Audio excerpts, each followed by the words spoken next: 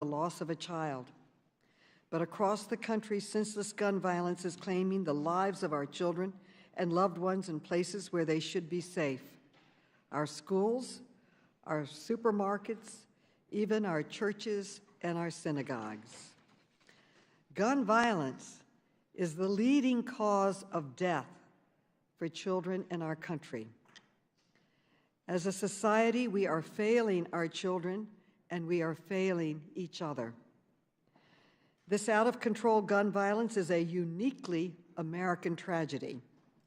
As you can see in this chart, in 2019, the United States suffered 17 times more gun deaths than the next highest G7 country. We stand alone in mass shootings. Other countries pass sensible gun safety laws and protect their children. And no other country comes close to the number of school shootings we have. Between 2009 and 2018, the U.S. had 288 school shootings. All other G7 countries combined had just 5. Some of my colleagues across the aisle have blamed the violence on mental illness. They have blamed violent video games. They have blamed family values. They have even blamed open doors. They have blamed everything but guns. But we know the United States does not have a monopoly on mental illness, video games, or any other excuse. What America does have is widespread access to guns. That includes assault weapons, which were designed to kill as many enemy soldiers on the battlefield as possible, as quickly as possible. Yet in many states, these weapons of war can be purchased by an 18-year-old just by walking into a store.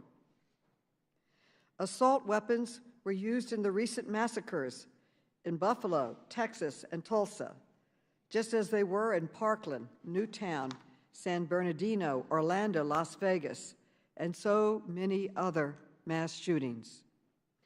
These weapons have no place in our communities. No civilian needs an assault rifle, and the Second Amendment does not protect the right to own a weapon of war. It's time that we banned assault rifles from our streets, from our communities, from our homes. But if we are going to truly address the gun crisis, we need to be honest about why our country has failed to act sooner. The truth is, the gun industry is making billions of dollars selling the weapons that are killing our children, and they are fighting tooth and nail to keep doing it.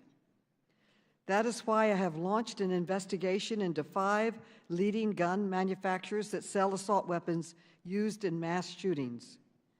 We need to know why these communities are marketing military weapons to civilians and how much they are profiting from the death of our children.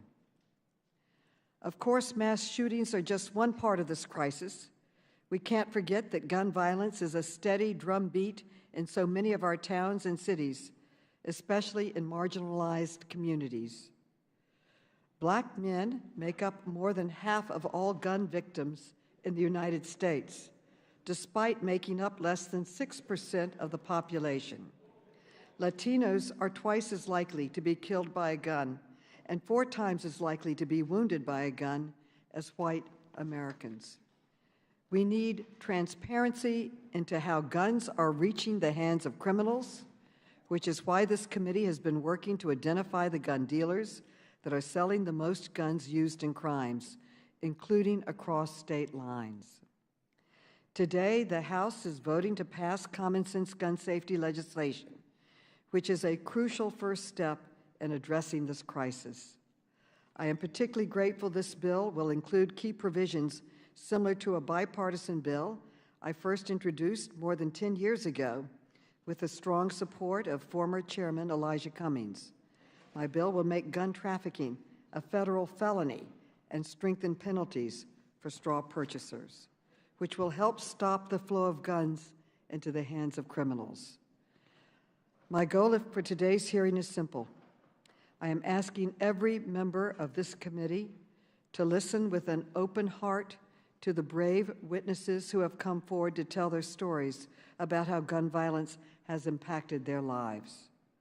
Our witnesses today have endured pain and loss, yet they are displaying incredible courage by coming here to ask us to do our jobs. Let us hear their voices. Let us honor their courage. Let us find the same courage to pass common sense laws to protect our children. I now recognize the distinguished ranking member, Mr. Comer, for an opening statement. Thank you, Chairwoman Maloney, and all of our hearts go out to the victims and the families in Uvalde, Texas, and Buffalo, New York. To those who are testifying before us today, there are no words to describe the horror you have faced and the deep anguish you feel. The American people grieve with you. As elected representatives in Congress, it's our obligation to work to ensure that these violent crimes and tragedies never happen again. Americans of all backgrounds should be empowered to defend themselves against rising violence. The increased violence we have witnessed since the summer of 2020 is unacceptable. Murders and aggravated assaults are all up. This is a trend we must reverse. We have recently witnessed several high-profile, senseless acts of murder and mayhem that have impacted all Americans, including, tragically, our defenseless and innocent schoolchildren. We must respond to those heinous acts and provide justice for the families. At the same time, we recognize that violence occurs in many of our communities on a daily basis, impacting Americans across the United States from every background. Too often, tragedies are politicized for partisan gain, and we have seen many seek to leverage these crimes and their victims to push for radical left-wing policies or to buttress their campaigns to get elected. Instead of rushing to score political points at the expense of our justice system working properly, we must learn from these senseless acts of violence and take concrete action to reduce violence in the future. We owe it to the families of the victims. They deserve justice, and we owe it to the American people. We must and can prevent similar tragedies. We all want to live in a country where we can achieve our American dream without the threat of violence in our communities. We must work together to deliver sensible solutions to secure our schools, protect our most vulnerable among us, and bring to justice those responsible for these heinous crimes. Our local officials cannot defund our police, and our prosecutors cannot be soft on crime. I believe that we must carefully consider the security posture of vulnerable targets sought out by evil people. We must ensure that every American has a safe environment in which to live their lives in peace. And that requires thinking creatively about solutions to harden our infrastructure, enforce our existing laws, and work to foster a culture that values conflict resolution and dialogue over violence. I strongly believe that there is an important place for law-abiding gun owners to serve in protecting themselves, their families, and their communities from violence. Our Second Amendment is an important tool in securing our individual rights to self-defense. Knee-jerk reactions to impose gun control policies that seek to curtail our constitutional right to bear arms are not the answer. Gun ownership is on the rise in America. People want to protect themselves and their families. We should commend all law-abiding gun owners who safely use, store, and carry those firearms, not vilify them for blatantly political purposes. I also believe we must continue to empower our law enforcement professionals to serve and protect our communities honorably. As I said before, defund the police and soft-on-crime prosecution policies have been a failure across the board. Efforts to divert violent criminals out of the criminal justice system have failed, leading to the victimization of the very communities those policies were promised to help. Violent criminals should be in jail, not back on the streets to reoffend and terrorize. We must recommit ourselves to pursuing justice and keeping violent criminals off our street. Thank you, Chairwoman Maloney, and I yield back. The gentleman yields back. I want to clarify that I support the Second Amendment. I support law-abiding gun owners. I don't support lax gun laws that allow guns to get into the hands of criminals and unstable people. I now recognize the gentlelady from California, Ms. Porter, for an opening statement. I represent a community in mourning. Less than 1 month ago in Laguna Woods, a gunman locked the doors to the Geneva Presbyterian Church and opened fire on my community's tight-knit Taiwanese congregation. This shooting was an undeniable tragedy, but under different circumstances, it could have been an unimaginable massacre. Unlike the shooters in Uvalde and Buffalo, the shooter in Laguna Woods did not carry an assault rifle equipped with high-capacity magazines. He was armed with 9mm handguns that forced him to reload. That difference gave a hero, Dr. John Cheng, a chance to stop the carnage. He sacrificed his life to stop the shooter, and his bravery was remarkable. But we cannot depend on a hero's bravery to save lives. Law enforcement has determined that the gunman was ready to kill every person in the church.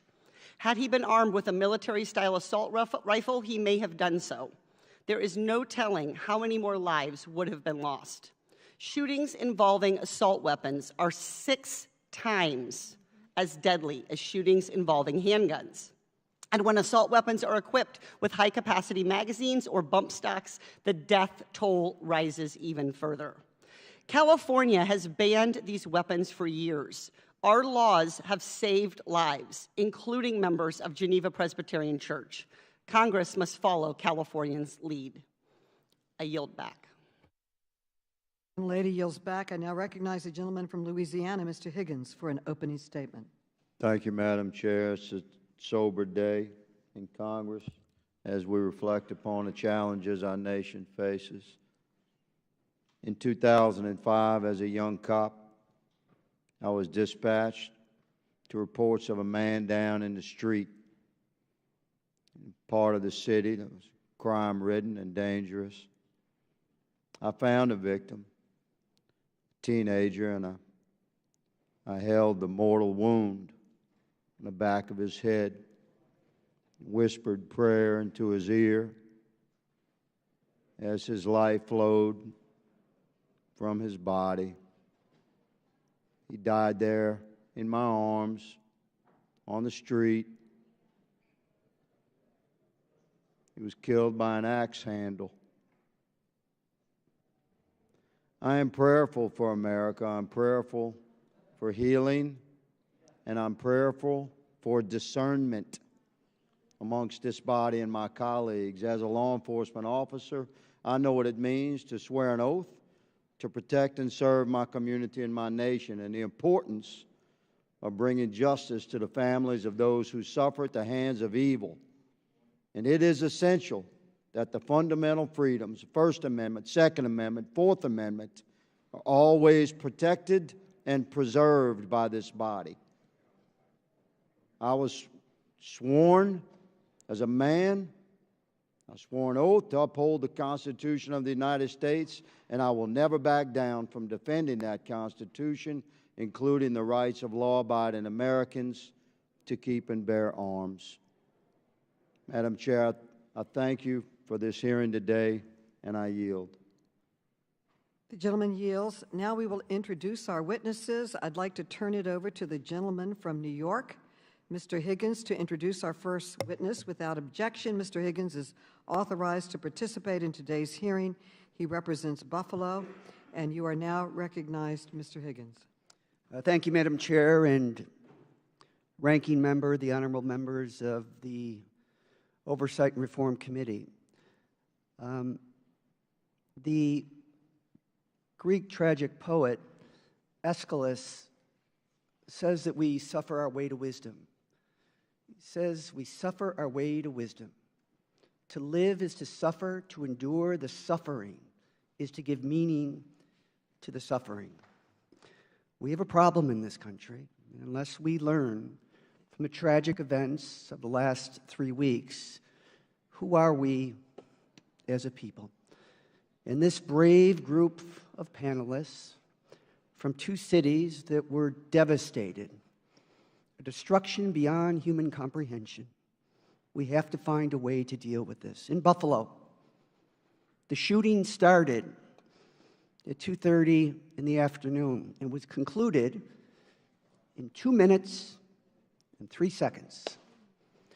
One shooter, a semi-automatic weapon, 13 people shot, 10 dead, one shooter. If you look for a common denominator in all of these, it's typically someone that should never have had a gun with a high-capacity weapon to kill as many people as quickly as possible. Zanetta Everhart is here.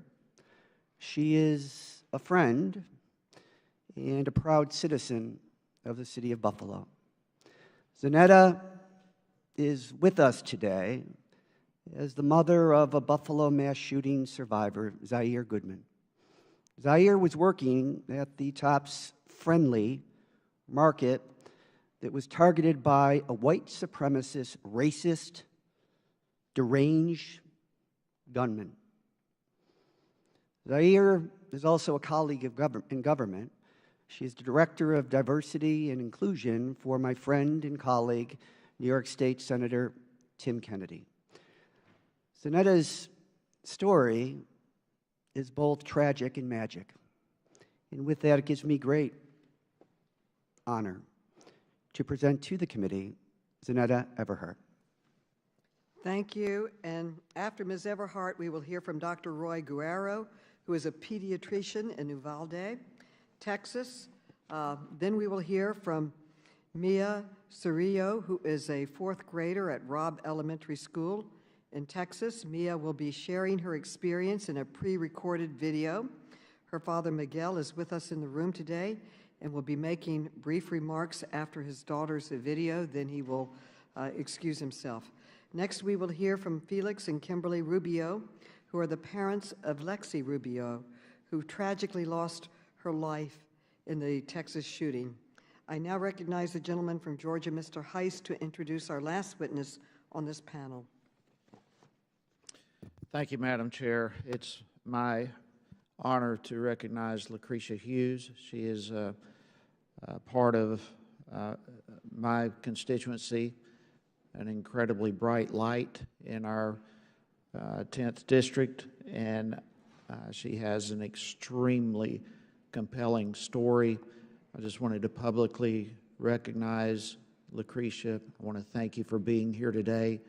I know it's hard to share the story that you come to us with, but we are grateful that you're here. And I just, Madam Chair, I want to say thank you for just these few seconds to recognize Lucretia Hughes and welcome her here. I yield. Thank you. The witnesses will be unmuted so we can swear them in. Please raise your right hands. Do you swear or affirm that the testimony you are about to give is the truth, the whole truth, and nothing but the truth? So help you God. Thank you. Let the record show that the witnesses answered in the affirmative. Thank you, and without objection, your written statements will be made part of the record. With that, Ms. Everhart, you are now recognized for your testimony. Please testify, Ms. Everhart. Thank you, Chairwoman. Zaire, my son Goodman, my son, or as I like to call him, the kid, was shot and injured by a domestic terrorist on Saturday, May 14, 2022, at the Tops grocery store where he was an employee in a historically Black community on Jefferson Avenue in Buffalo, New York. Zaire, the kid, is now a 21-year-old man. He's pure joy. He's everything that is good in this world. And as I sit here before you today, I can hear my son telling me to stop being extra and get to the point. I was going to tell you all a bunch of fluffy, funny stories about Zaire, but I have a message. So I'll get to the point. As Director of Diversity and Inclusion with New York State Senator Tim Kennedy's office, stories of gun violence and racism are all too familiar. But now these stories are Zaire stories. These problems literally knocked on my front door. These are issues that as a country we do not like to openly discuss. Domestic terrorism exists in this country for 3 reasons. America is inherently violent. This is who we are as a nation. The very existence of this country was founded on violence, hate, and racism, with the near annihilation of my Native brothers and sisters.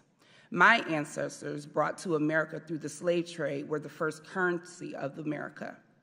Let me say that again for the people in the back. My ancestors, the first currency of America, were stripped of their heritage and culture, separated from their families, bargained for on auction blocks, sold, beaten, raped, and lynched.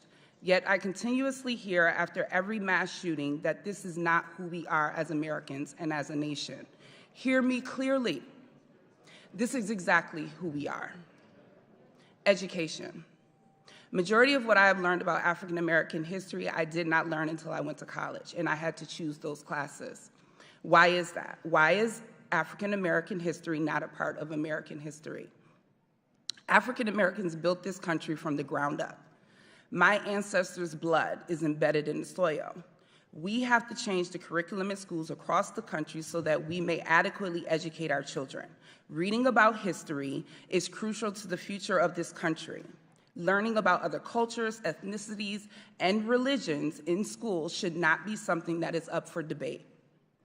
We cannot continue to whitewash education, creating generations of children to believe that one race of people are better than the other. Our differences should make us curious, not angry. At the end of the day, I bleed, you bleed. We are all human. That awful day that will now be a part of the history books, hopefully, let us not forget to add that horrific day to the curriculum that we teach our children. Guns. The 18-year-old terrorist who stormed into my community armed with an AR-15, killing 10 people and injuring 3 others, received a shotgun from his parents for his 16th birthday. For Zaire's 16th birthday, I bought him a few video games, some headphones, a pizza, and a cake. We are not the same. How and why? And what in the world is wrong with this country? Children should not be armed with weapons. Parents who provide their children with guns should be held accountable. Lawmakers who continuously allow these mass shootings to continue by not passing stricter gun laws should be voted out. To the lawmakers who feel that we do not need stricter gun laws, let me paint a picture for you. My son, Zaire, has a hole in the right side of his neck, 2 on his back, and another on his left leg, caused by an exploding bullet from an AR-15. As I clean his wounds, I can feel pieces of that bullet in his back. Shrapnel will be left inside of his body for the rest of his life. Now I want you to picture that exact scenario for one of your children. This should not be your story or mine.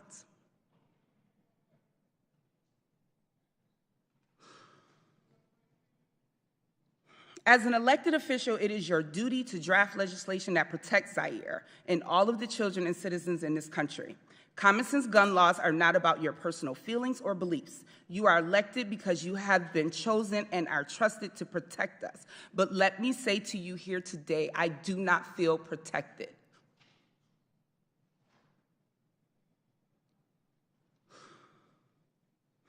No citizen needs an AR-15. These weapons are designed to do the most harm in the least amount of time. And on Saturday, May 14th, it took a domestic terrorist just 2 minutes to shoot and kill 10 people and injure 3 others. If after hearing from me and the other people testifying here today does not move you to act on gun laws, I invite you to my home to help me clean Zaire's wounds so that you may see up close the damage that has been caused to my son and to my community. To the families of Ruth Whitfield, Pearl Young, Catherine Massey, Hayward Patterson, Celestine Cheney, Geraldine Talley, Aaron Salter, Andre McNeil, Marcus Morrison, and Roberta Drury, I promise that their deaths will not be in vain. Zaire and I promise to use our voice to lift their names, and we will carry their spirit with us as we embark on this journey to create change. I know that their collective souls watched out for Zaire that day, and I am eternally grateful to them for that. To the east side of Buffalo, I love you. I'm speaking directly to my people, to my hood. From Bailey to Broadway, to Kensington to Fillmore, to Delavan to Jefferson, and every street in between. Just like the potholes that we want filled in, yes, I keep it real, together we will continue to fill those streets with love, no matter what people say about the east side of Buffalo. We will not be broken. I was born there, raised there. I raised my son there, I still live there, and I do the majority of my professional work on the east side of Buffalo. I vow to you today that everywhere I go, I will make sure that the people hear the real stories of our people. For too long, our community has been neglected and starved of the resources that we so greatly need. I promise that I will not stop pushing for more resources to be funneled into the east side of Buffalo. Each and every person that lives within that community, we are family. Not a perfect community, but I know that we are love. To the greater Buffalo area, to everyone from around the country and the world who have reached out and loved on us. On behalf of Zaire, Zaire's father, Damian Goodman, my mother, my father, my sisters, my brothers, and myself, we thank you. We thank you for all of your thoughts and your prayers. Thank you for all of the love and support you have shown us during this difficult time. But I also say to you today, with a heart full, from the outpouring of love that you also freely gave us, your thoughts and prayers are not enough. We need you to stand with us in the days, weeks, months, and years to come, and be ready to go to work and help us to create the change that this country so desperately needs. And I will end with a quote from Charles Bloom in his book, The Devil We Know. Race, as we have come to understand it, is a fiction, but racism, as we have come to live it, is a fact. The point here is not to impose a new racial hierarchy, but to remove an existing one. After centuries of waiting for white majorities to overturn white supremacy, it is to me that it has fallen to Black people to do it themselves, and I stand at the ready. Zaire, this is for you, kid. Happy birthday. Thank you. Dr. Guerrero, you are now recognized for your testimony. Thank you. Thank you, Chairwoman. My name is Dr. Roy Guerrero. I'm a board-certified pediatrician and was present at Uvalde Memorial Hospital the day of the massacre on May 24th, 2022 at Robb Elementary School. I was called here today as a witness, but I showed up because I am a doctor. Because how many years ago I swore an oath to do no harm. After witnessing firsthand the carnage in my hometown of Uvalde, to stay silent would have betrayed that oath. Inaction is harm. Passivity is harm. Delay is harm. So here I am, not to plead, not to beg or convince you of anything, but to do my job, and hope that by doing so, it inspires the members of this House to do theirs. I've lived in Uvalde my whole life. In fact, I attended Robb Elementary School myself as a kid. As often is the case with us grown-ups, we remember a lot of the good and not so much of the bad. So I don't recall homework or detention. I remember how much I loved going to school. What a joyful time it was. Back then, we were able to run between classrooms with ease to visit our friends.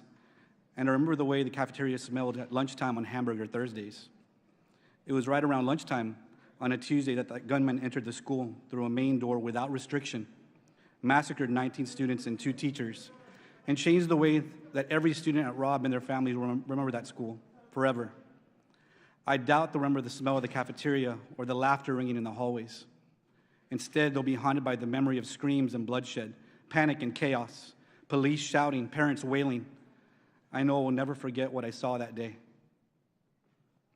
For me, that day started like any typical Tuesday in our pediatric clinic. Moms calling for coughs, boogers, sports physicals, right before the summer rush. School was out in 2 days. Then summer camps would guarantee some grazes and ankle sprains, injuries that could be patched up and fixed with a Mickey Mouse sticker as a reward. Then at 12:30, business as usual stopped, and with it, my heart. A colleague from a San Antonio trauma center texted me and said, Why are pediatric surgeons and anesthesiologists on call for a mass shooting in Uvalde? I raced to the hospital to find parents outside yelling children's names in desperation and sobbing as they begged for any news related to their child. Those mothers' cries I will never get out of my head. As I entered the chaos of the ER, the first casualty I came across was Mia Cerrillo. She was sitting in the hallway. Her face was still clearly in shock, but her whole body was shaking from the adrenaline coursing through it. The white Lilo and Stitch shirt that she wore was covered in blood, and her shoulder was bleeding from a shrapnel injury. Sweet Mia, I've known her my whole life. As a baby, she survived major liver surgeries against all odds, and once again, she's here as a survivor, inspiring us with her story today and her bravery. When I saw Mia sitting there, I remembered having seen her parents outside. So after quickly examining 2 other patients of mine in the hallway with minor injuries, I raced outside to let them know that Mia was alive. I wasn't ready for their next urgent and desperate question. Where's Elena? Elena is Mia's 8-year-old sister, who was also at Robb at the time of the shooting. I had heard from some of the nurses that there were 2 dead children who had been moved to the surgical area of the hospital. As I made my way there, I prayed that I wouldn't find her. I didn't find Elena. But what I did find was something no prayer will ever relieve. 2 children whose bodies had been pulverized by bullets fired at them, decapitated, whose flesh had been ripped apart, that the only clue as their identities was a blood-splattered cartoon clothes still clinging to them, clinging for life and finding none. I could only hope these 2 bodies were a tragic exception to the list of survivors.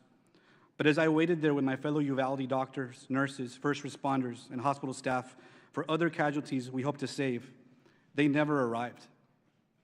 All that remained was the bodies of 17 more children and the 2 teachers who cared for them, who dedicated their careers to nurturing and respecting the awesome potential of every single one, just as we doctors do.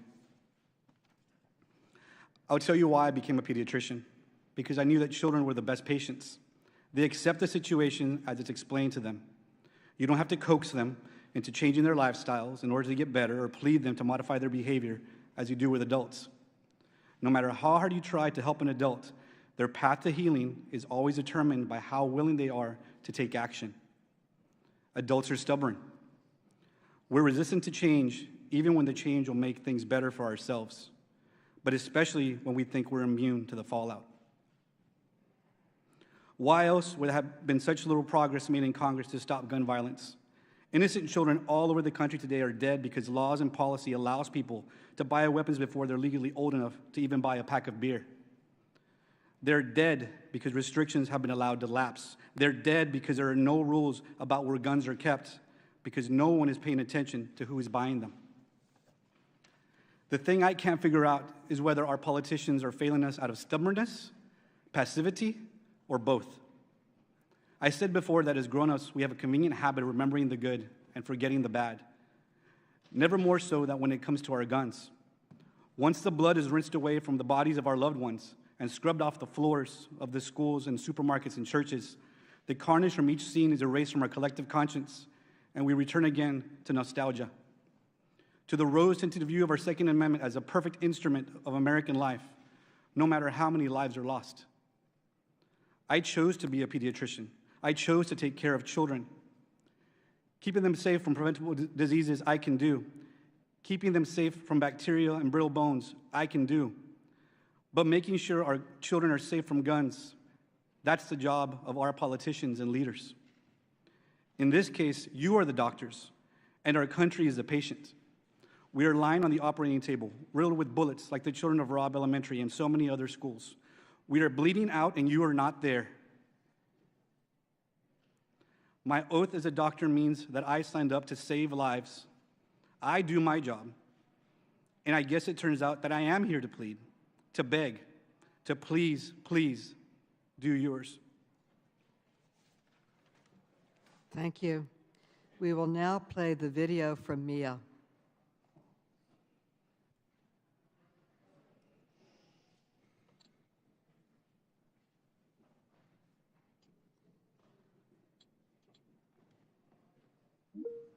My name is Mia Cedillo, and I go to Robb Elementary.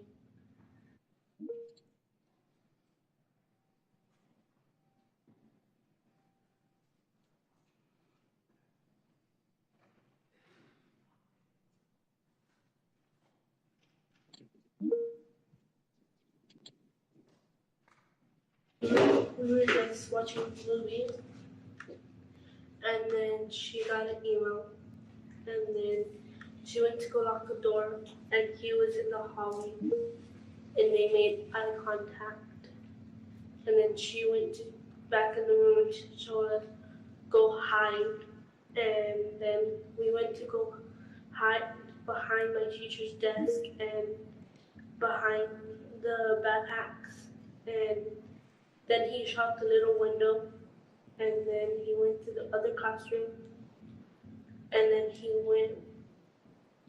there's a door between our classrooms, and he went to there and shot my teacher and told my teacher goodnight and shot her in the head. And then he shot some of my classmates and the whiteboard.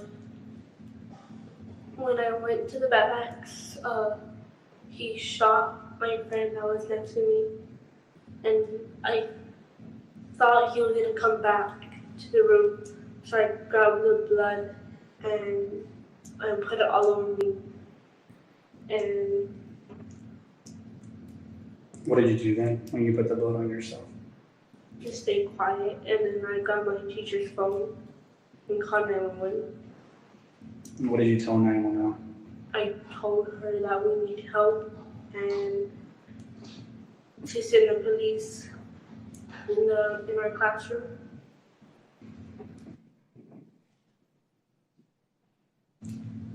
If there was something that you want people to know about that day and about you, right? Or things that you want different, what would it be? To have security. Do you feel safe at school? Why not? Because I don't want it to happen again. And you think it's going to happen again?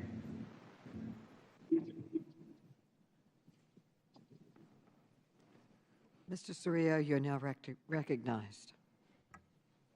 Hello, today I come because I could have lost my baby girl. She is not the same little girl that I used to play with, hang around with, and do everything because she was daddy's little girl. I have 5 kids, and she's the middle child.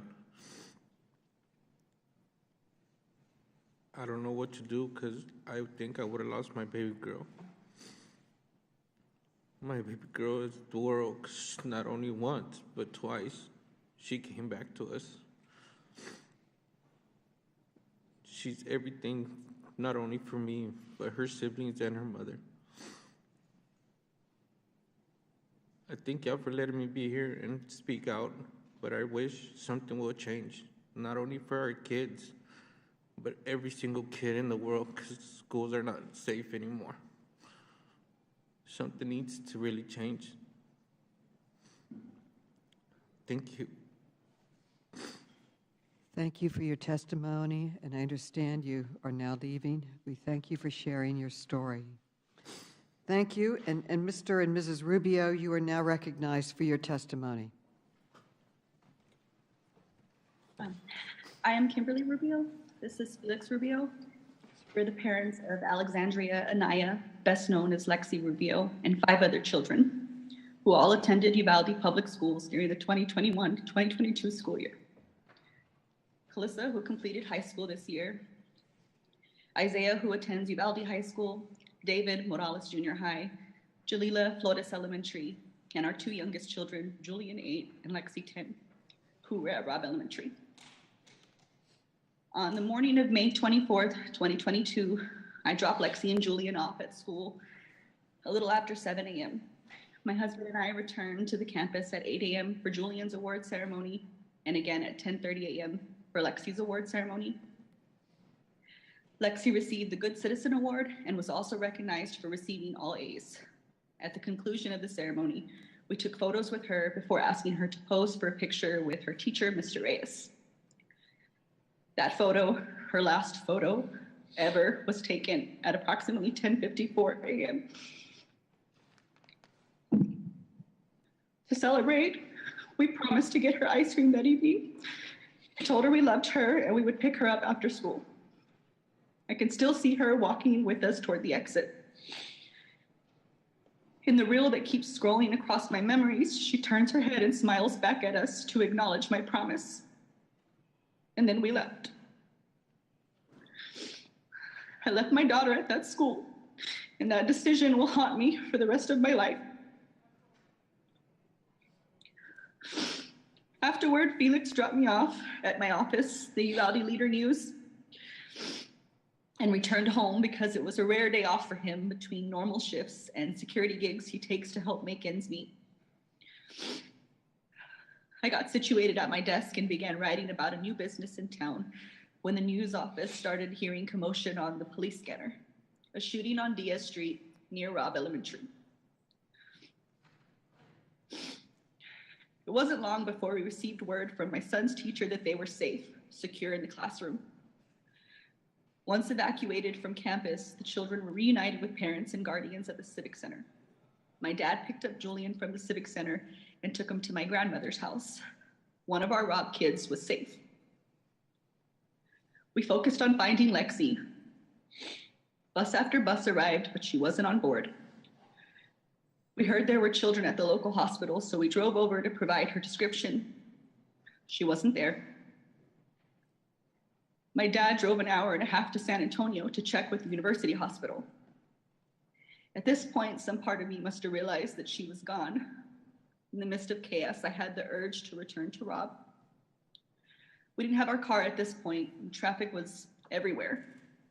So I ran barefoot with my flimsy sandals in my hand.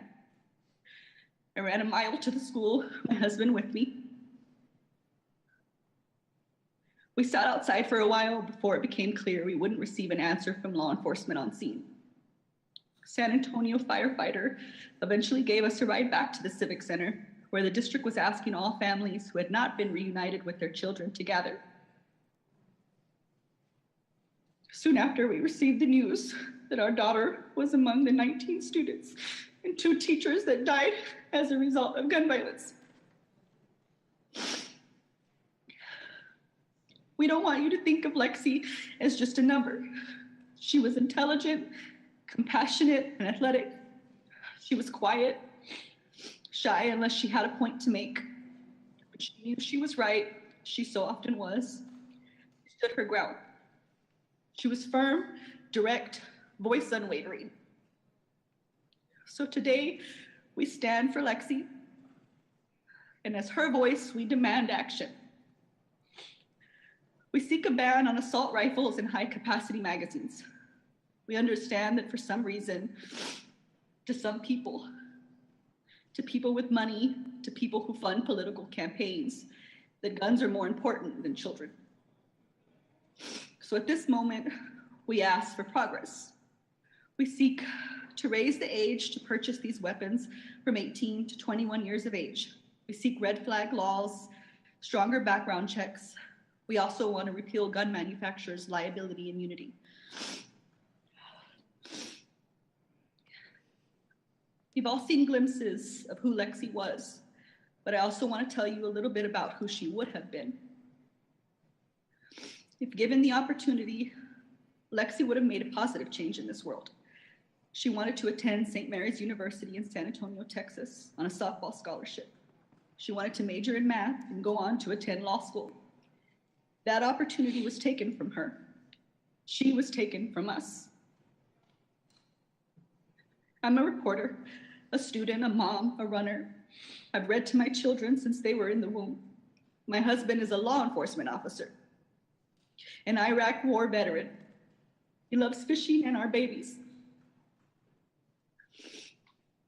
Somewhere out there, there's a mom listening to our testimony, thinking, I can't even imagine their pain, not knowing that our reality will one day be hers, unless we act now. Thank you for your time.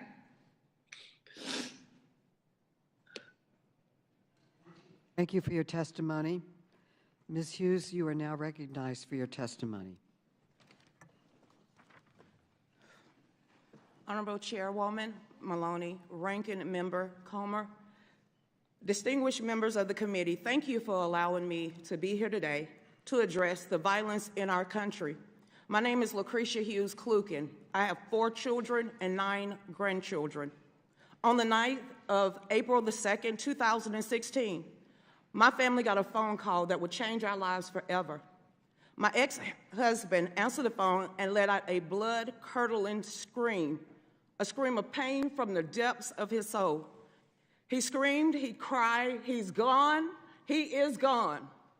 Our 19-year-old son, Emmanuel, went to a party early that night. After we got the call, we was frantic. We called his phone, no one answered. We called even the police. I went to Facebook and I had to ask, is my son dead? I found out that he was shot point blank in the head and killed while playing dominoes. No one spoke up for weeks, and the killer was on the run. No one was going to snitch, but that is the street life. Words can't describe how hard it is to bury a child. I ache for anyone and all who have done the same. My son's death was a result of a criminal with an evil heart and a justice system failing to hold him accountable for the laws he had already broken. You see, a convicted felon killed my son with an illegally obtained gun. Our gun control lobbyists and politicians claim that their policies will save lives and reduce violence. Well, those policies did not save my son. The laws being discussed are already implemented in cities across this country. We have decades of evidence proving they do not work. St. Louis, New York, Chicago, Washington, Atlanta are gun control utopias, and they are plagued with the most violence. 10 more laws, 20 more laws, 1,000 more won't make what has already illegal more wrong or stop criminals from committing these crimes. And y'all are delusional if you think it's gonna keep us safe. I am a walking testimony of how the criminal justice system and the gun control laws, which is steeped in racism, by the way, have failed the Black community. By the age of 25, I had already went to 18 young Black men funerals at the age of 25. I have 1 Black man in jail, 1 Black man in the grave, and my young grandson gonna be raised without a father. And it's a curse on the Black community and everyone else's. Something has to change. Thoughts and prayers and calls for more gun control isn't enough. How about letting me defend myself from evil? You don't think that I'm capable and trustworthy to handle a firearm? You don't think that the Second Amendment doesn't apply to people that look like me? Who and you who would call for more gun controls are the same ones that are calling to defund the police. Who is supposed to protect us? We must prepare to be our own first responders to protect ourselves and our loved ones. I am a legal, law-abiding citizen, and I don't need the government to save me. I teach people how to use a firearm. I empower others to look at me to understand the Second Amendment is their right. I am a proud member of the DC Project, Women for Gun Rights. We believe that education is the key to safety, not ineffective legislation. We support meaningful solutions that will actually save lives. We support the Safe Student Act, H.R. 7415, which would immediately make schools safer. In hindsight, of Parkland, we saw failure of the government at every level failing the students. Students saw something and they said something, and the school did not act. Police were called to his residence over 30 times, and they did not act. And finally, the police did not go into their school that fateful day and failed to protect those kids. We need to secure our schools, and we got to secure this building, or like y'all do. What's the difference? We call on Congress to ban gun-free zones, fund nonpartisan firearm education programs like Kids Safe Foundation and non-governmental mental health organizations like Hold My Guns. And in closing, I claim that nothing in these bills do anything to make us safer or address the mental health crisis in this country. Despite living with the heartache of losing my son on a daily basis, I believe it is our God-given right to defend ourselves from any act of violence. Making it more difficult or even more expensive for me and people that look like me and other law-abiding citizens will not make us safer. It will embolden the criminals. Gun owners are not the enemies, and these gun control policies are not the solution. Thank you, thank you. Thank you. Thank you all for your powerful and meaningful and gut-wrenching testimony. We will now pause. You are excused, and we will pause while we seat the next panel for their testimony.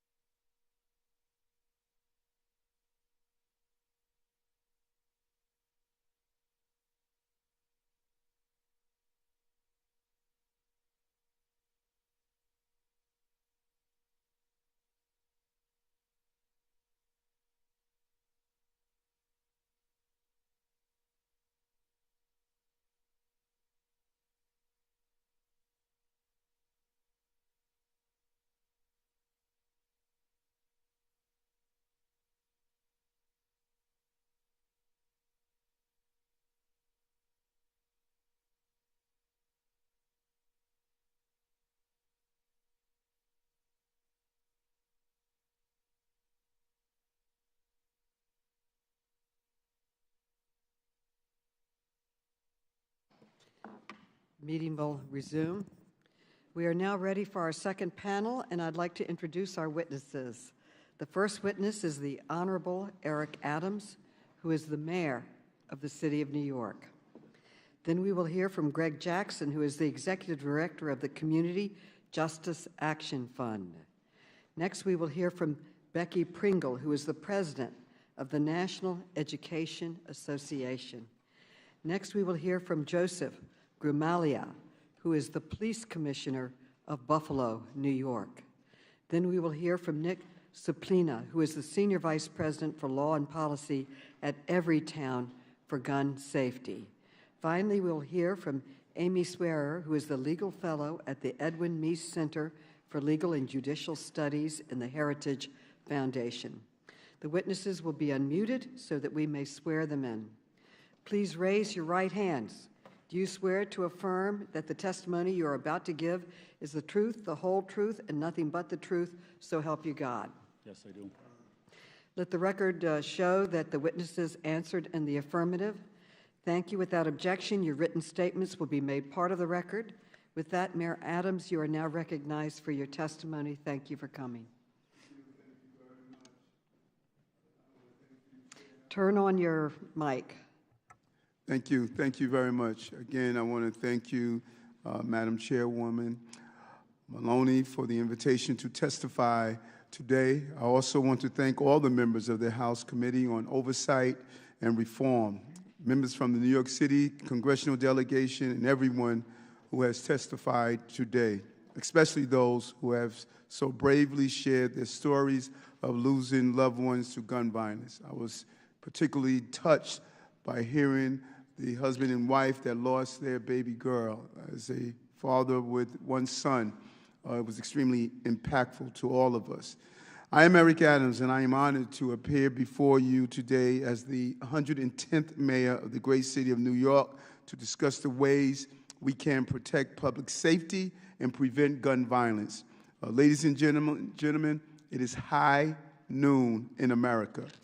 Time for every one of us to decide where we stand on the issue of gun violence. Time to decide if it's more important to protect the profits of gun manufacturers or the lives of our children. Time to decide if we are going to be a nation of laws or confederation of chaos, and we must do it now. It is high noon in America, our country, the country I love. The clock is ticking every day, every minute towards another hour of death. I'm here today to ask every one of you and everyone in this Congress to stand with all of us to end gun violence and protect the lives of Americans. We are facing a crisis that is killing more Americans than war, a crisis that is now the #1 cause of death for our young people. A crisis that is flooding our cities with illegal guns faster than we can take them off the street. The New York City Police Department has taken over 3,000 illegal guns off our streets this year alone, but the guns just keep coming. This is a crisis that transcends party lines and affects both rural and urban communities. I know this firsthand as the co-chair of Everytown's nonpartisan coalition on Mayors Against Illegal Guns.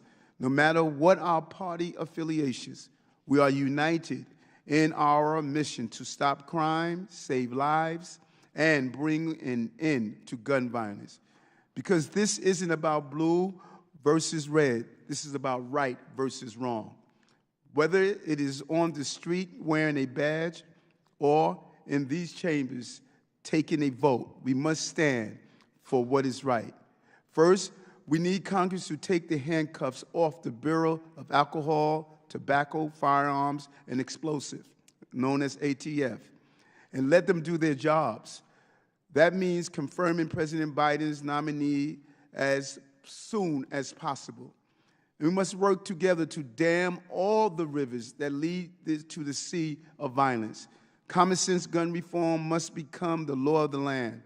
I'm pleased that today the House will vote on H.R. 7910, the Protecting Our Kids Act, and I urge swift passage of the gun violence prevention package for consideration in the Senate. I also urge the Senate to pass H.R. 8, the Bipartisan Background Checks Act of 2021, and H.R. 1446, the Enhanced Background Checks Act of 2021. These are bipartisan gun safety bills that would make our cities and our people safer. I stand with President Joe Biden in calling on Congress to act now to regulate or ban assault weapons in this country. Even if we only raise the age required to buy one of these weapons, lives will be saved. And we need Congress to direct federal aid to localities and states that support not just law enforcement and violence prevention, but also access to high-quality health care, child care, education, and housing. We must build a society while youth are on a path to fulfillment, not a road to ruin. As mayor, my greatest responsibility is protecting the lives and the safety of the people of New York City. This is my calling, my duty, and my life's work. I did it as a police officer, in a uniform and wearing a badge, and I do it now as the elected leader of our largest American city. But I need your help to further protect our people and to save lives. The time is act now. It's high noon in America. Thank you. Mr. Jackson, you're now recognized for your testimony. Mr. Jackson.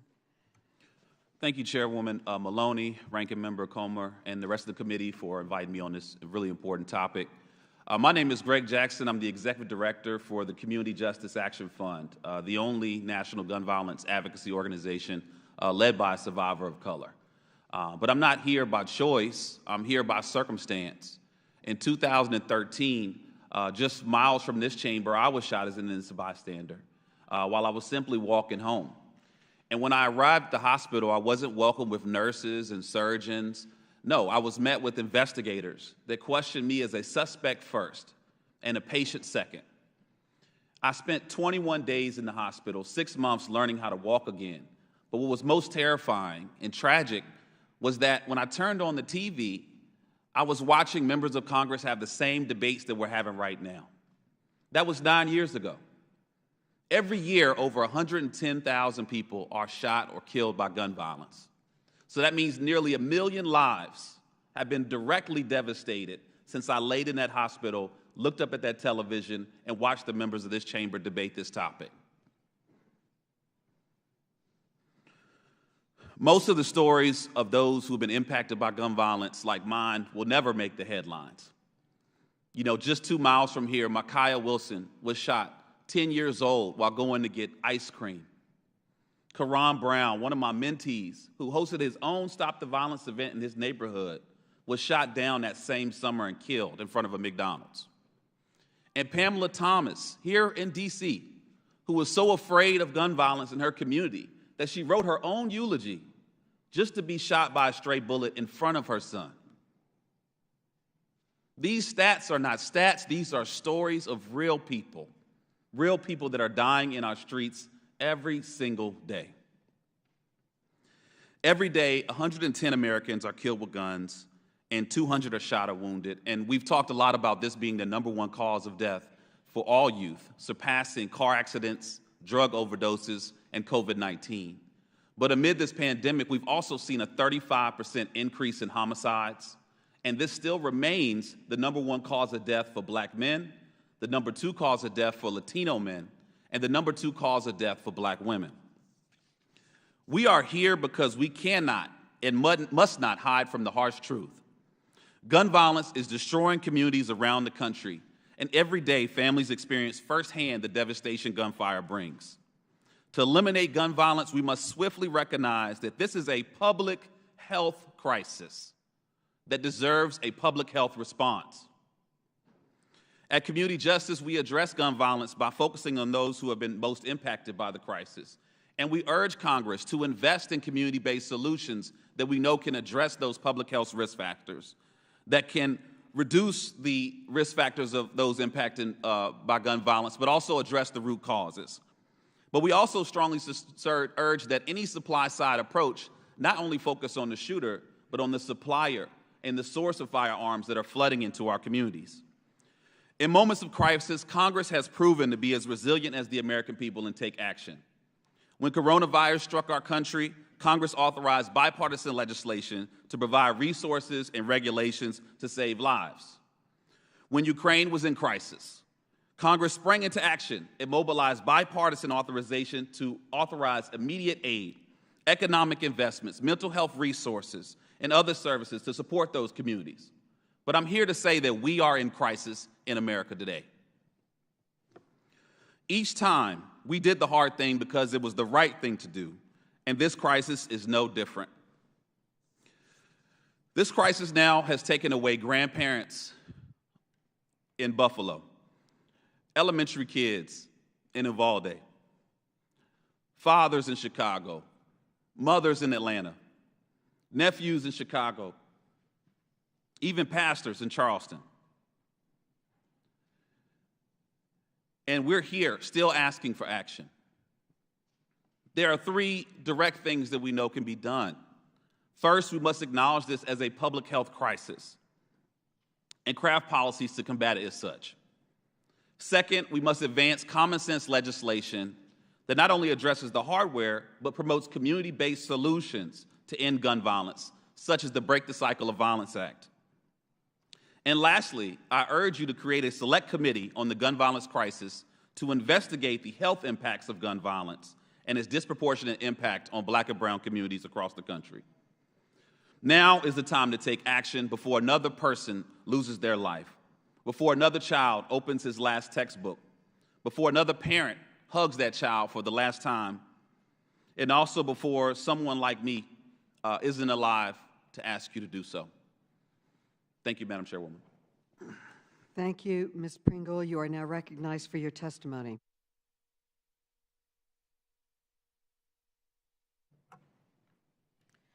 Good morning, Chairwoman Maloney, Ranking Member Comer, and committee members. I appreciate the opportunity to offer testimony on behalf of the 3 million members of the National Education Association and all devoted educators who teach and nurture and protect our students. As a teacher with 3 decades of experience, I am frustrated, I am heartbroken, I'm angry that this is where we are 23 years after Columbine. On April 20th, 1999, I had been a middle school science teacher in Pennsylvania for 23 years. No experience or training had prepared me for the questions my middle-level learners asked me. As I joined my fellow teachers in shock and disbelief of the carnage that ended the lives of 12 students and 1 teacher, the only thing that comforted us was the belief that this society would never let it happen again. But the list continued to grow, didn't it? Virginia Tech, Sandy Hook, Marjorie Stoneman Douglas, and now Robb Elementary. Kids were celebrating at the end of a successful school year. For 19 children and 2 teachers, it would be the last days of their lives. These massacres occurring in suburban, urban, and rural schools are not isolated incidents. Tallying up the number of killed or wounded children does not begin to tell the full horrific story. Camille, a student who survived Sandy Hook, experienced severe panic attacks for years. She is one of the more than 311,000 students exposed to gun violence since Columbine. Their trauma will likely endure for the rest of their lives. Students across our country are writing goodbye notes and wills just in case. Unfortunately, their fear is perfectly rational. Here in America, we are 25 times more likely to die by gun than people in other developed nations. So the question we must ask, is this who we are? Is it? Our country has already experienced nearly 240 mass shootings in 2022 alone. But that number does not begin to capture the scope of this epidemic. Every day, gun violence kills 111 people. That means that we can expect 22,255 more deaths by guns this year. Inaction equals acceptance of the unacceptable. And this crisis is worse in Black and Latino communities, where 78% of adults or their loved ones are victims of gun violence. The evidence is clear. Where there are more guns, more people are killed by guns. Every single day, the politicians who fail to take action ignore the majority of Americans who want stricter gun laws. You tell our children protecting them matters less than protecting the status quo. A high school teacher in Arlington, Texas, survived a workplace shooting in a corporate setting, only to experience school shootings himself and countless lockdowns. He is now leaving our profession with these words: "As much as I love teaching, I can't fully represent and protect my students. I am not going to be the educator they need." Enough with so-called solutions that do not address the problem. We cannot place enough armed guards at every school building in America to protect our babies. We cannot ask educators to carry weapons and wear body armor while teaching and nurturing our students. Because by the time someone has shown up with a military weapon, it is already too late. We need for our students more resources, not more revolvers. You can help us to not only heal, but to hope. Pass common sense gun control legislation so that not one more community is shattered and not one more anguished parents, like we heard today, has to lay a precious child to rest. Our children deserve the chance to grow and to thrive, to live into their brilliance. Thank you for what I know you will do for our babies. Thank you. Commissioner Gramaglia, you are now recognized. Chairwoman Maloney, Ranking Member Comer, and distinguished members of the committee, thank you for the opportunity to participate in today's hearing. I appear before you today as a police commissioner in Buffalo, New York. It is also my privilege to testify on behalf of the Major City Chiefs Association. We're here today to discuss gun violence epidemic plaguing our nation.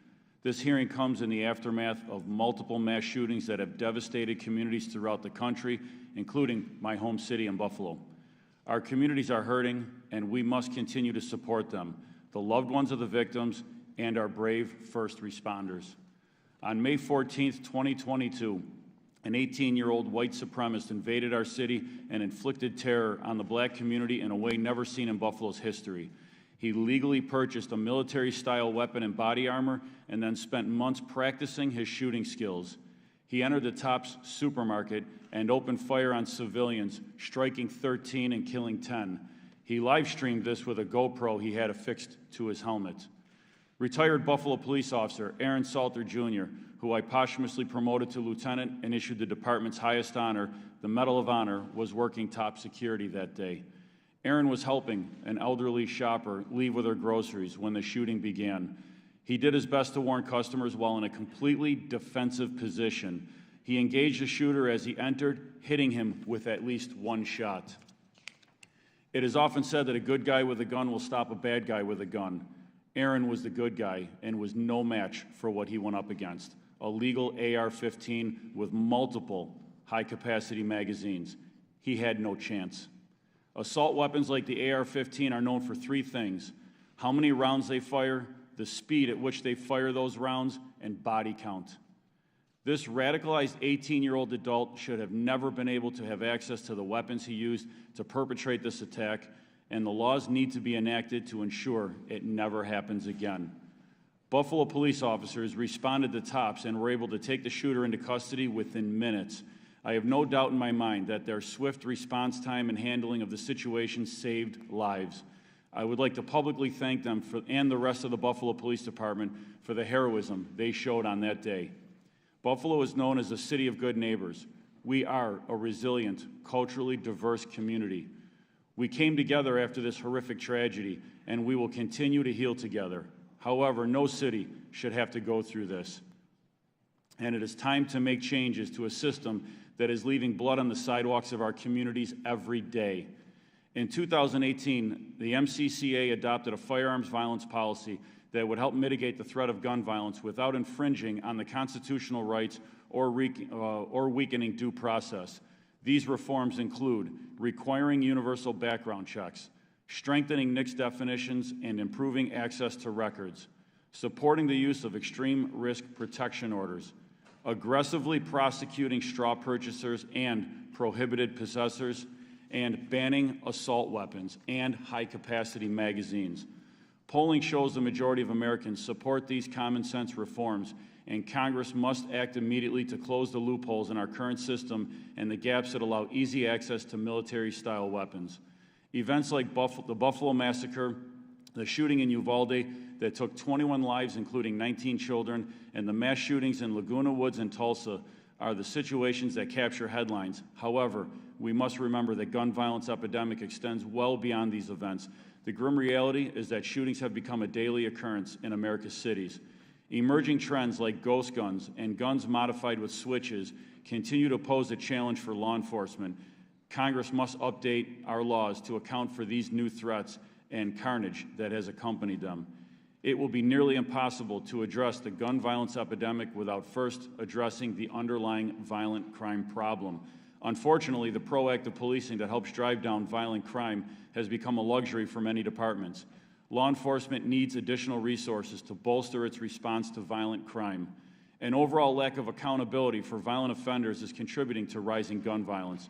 In some major cities, DAs are not prosecuting serial firearm offenders, and judges continue to release offenders on low or no bond. To address these challenges, Congress must provide resources for U.S. attorneys' offices to support additional federal prosecutions as appropriate. Police chiefs see the horror of gun violence every day. Members of Congress share our solemn duty to protect the public.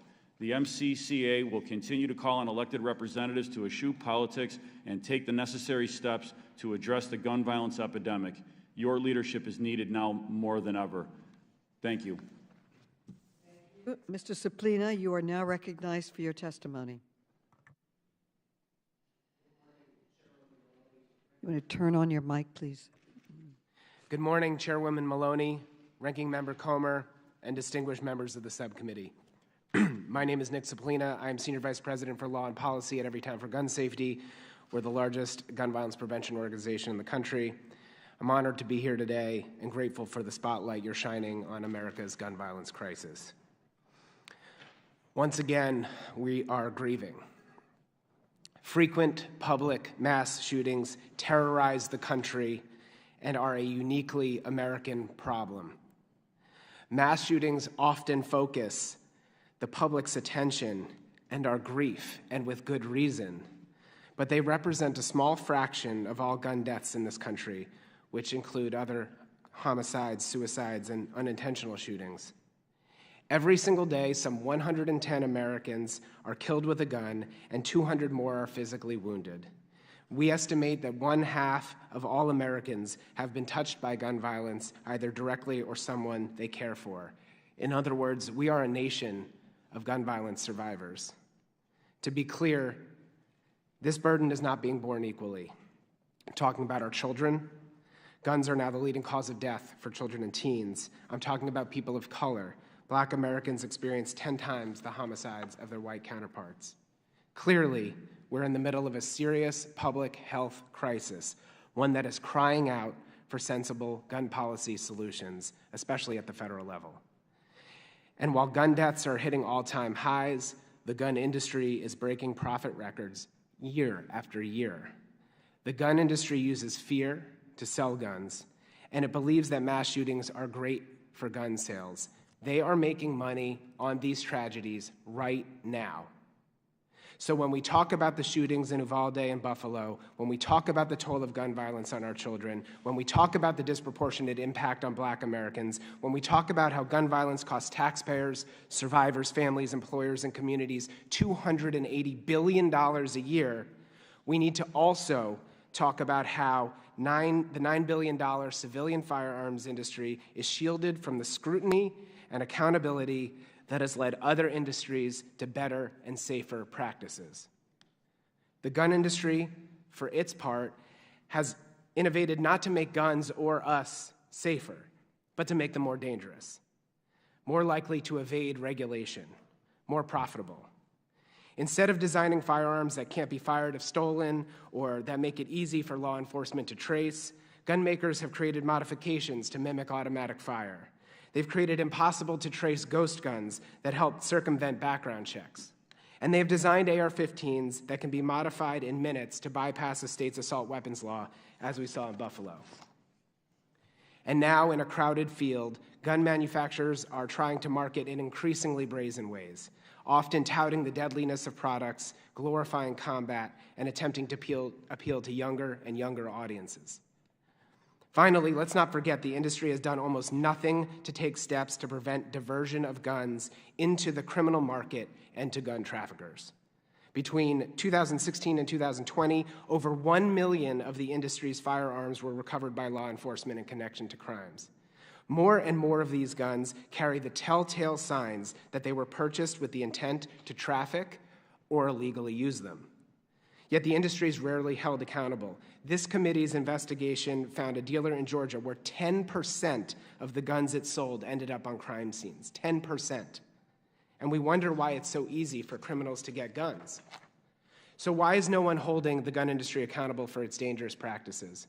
In 2005, at the behest of the NRA, Congress passed the Protection of Lawful Commerce in Arms Act, which insulates the industry from most legal threats.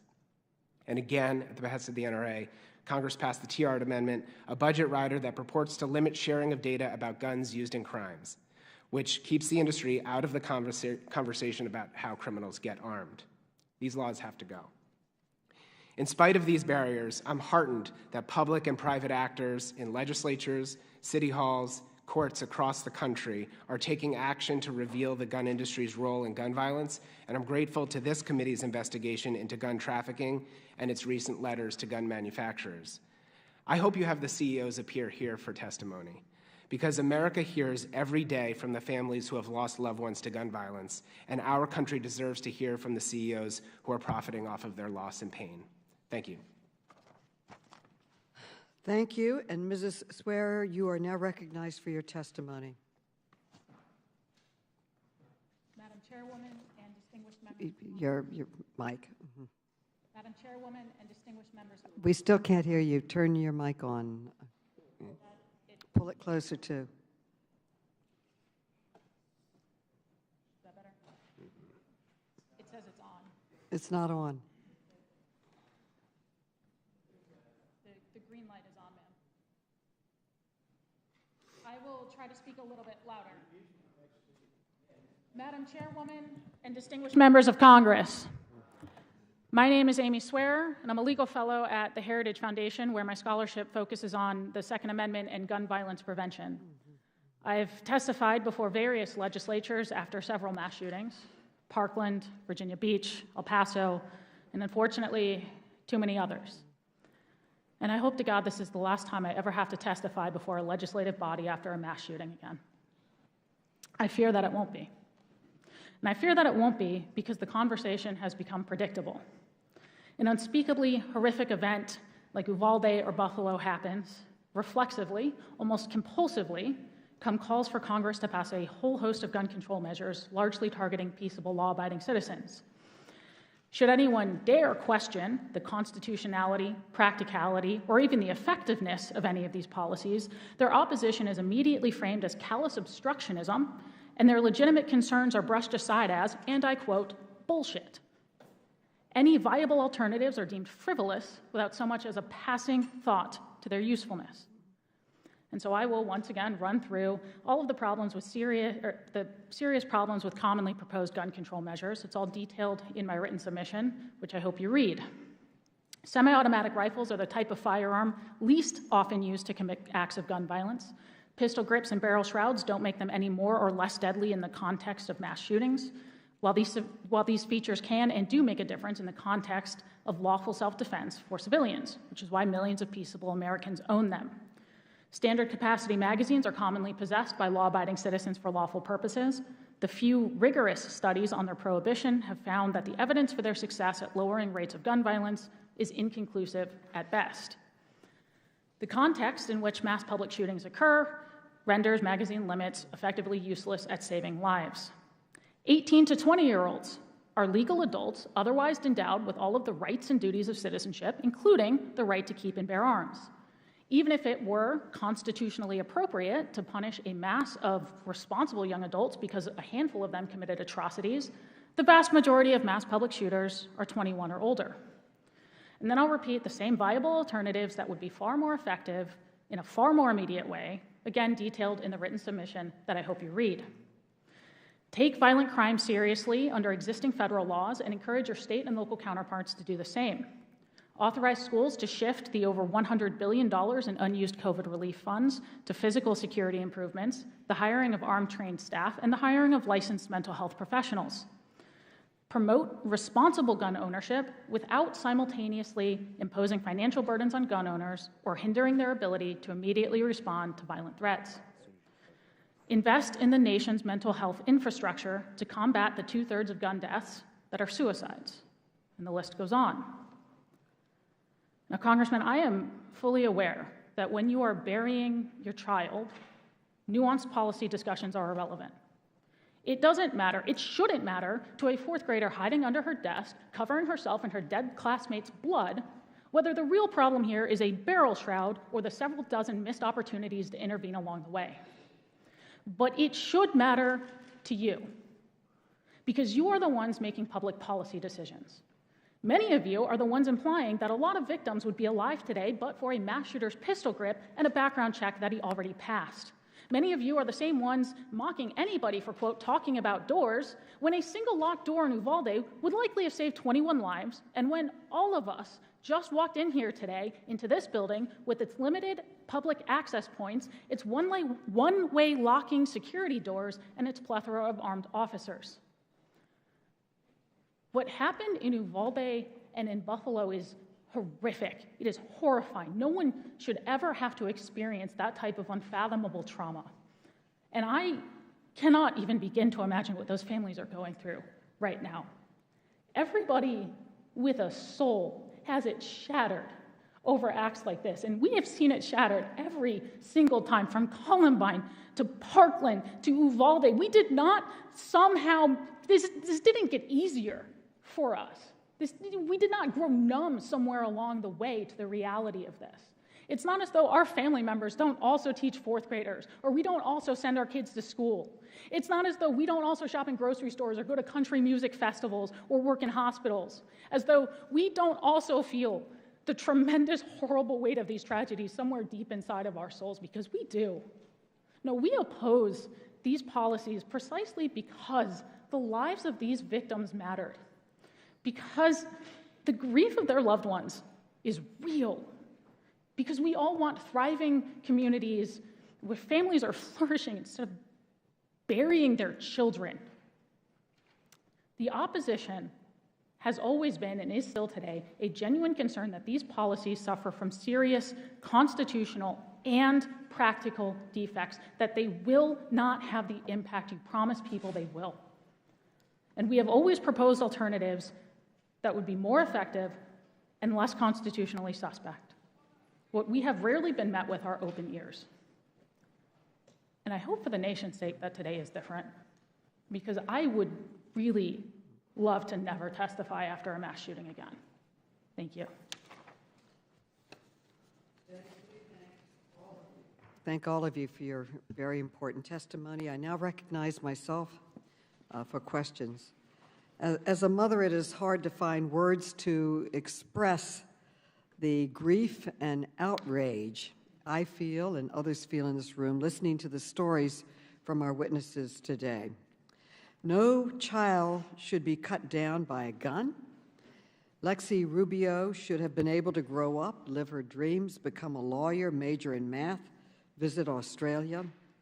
11-year-old Mia should not have been forced to cower in fear as she watched her teachers and friends massacred.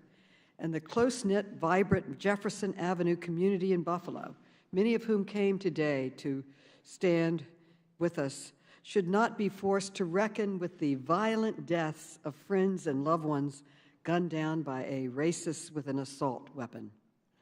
We are in a crisis, but we are not powerless. Congress just needs to find the courage to act, and I hope we find it today when we pass on these sensible and vote on these sensible gun reform bills. Let's start with assault weapons. The shooters in Uvalde and Buffalo were too young to buy alcohol, but they were both purchased assault weapons legally. Ms. Pringle, as an educator, your organization represents millions of teachers, some of whom have witnessed horrific gun violence, some of whom have been murdered, and its aftermath. Would banning assault weapons save the lives of teachers and students? It absolutely would. There are many other common sense steps that we can take. We can strengthen background checks, raise the minimum age to buy a gun, require waiting periods.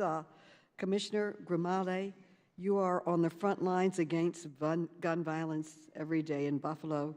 Would these common sense measures save the lives of police officers and others in your community? They absolutely would. Mayor Adams, New York City already has adopted many gun safety measures, and you have moved quickly to take further action. But guns from other states with lax gun laws keep flowing into New York. Why is it so important that we pass federal gun safety laws? As we indicated, we removed 3,000 guns off our streets. But in addition to that, we have witnessed an over 240% increase in what's called ghost guns.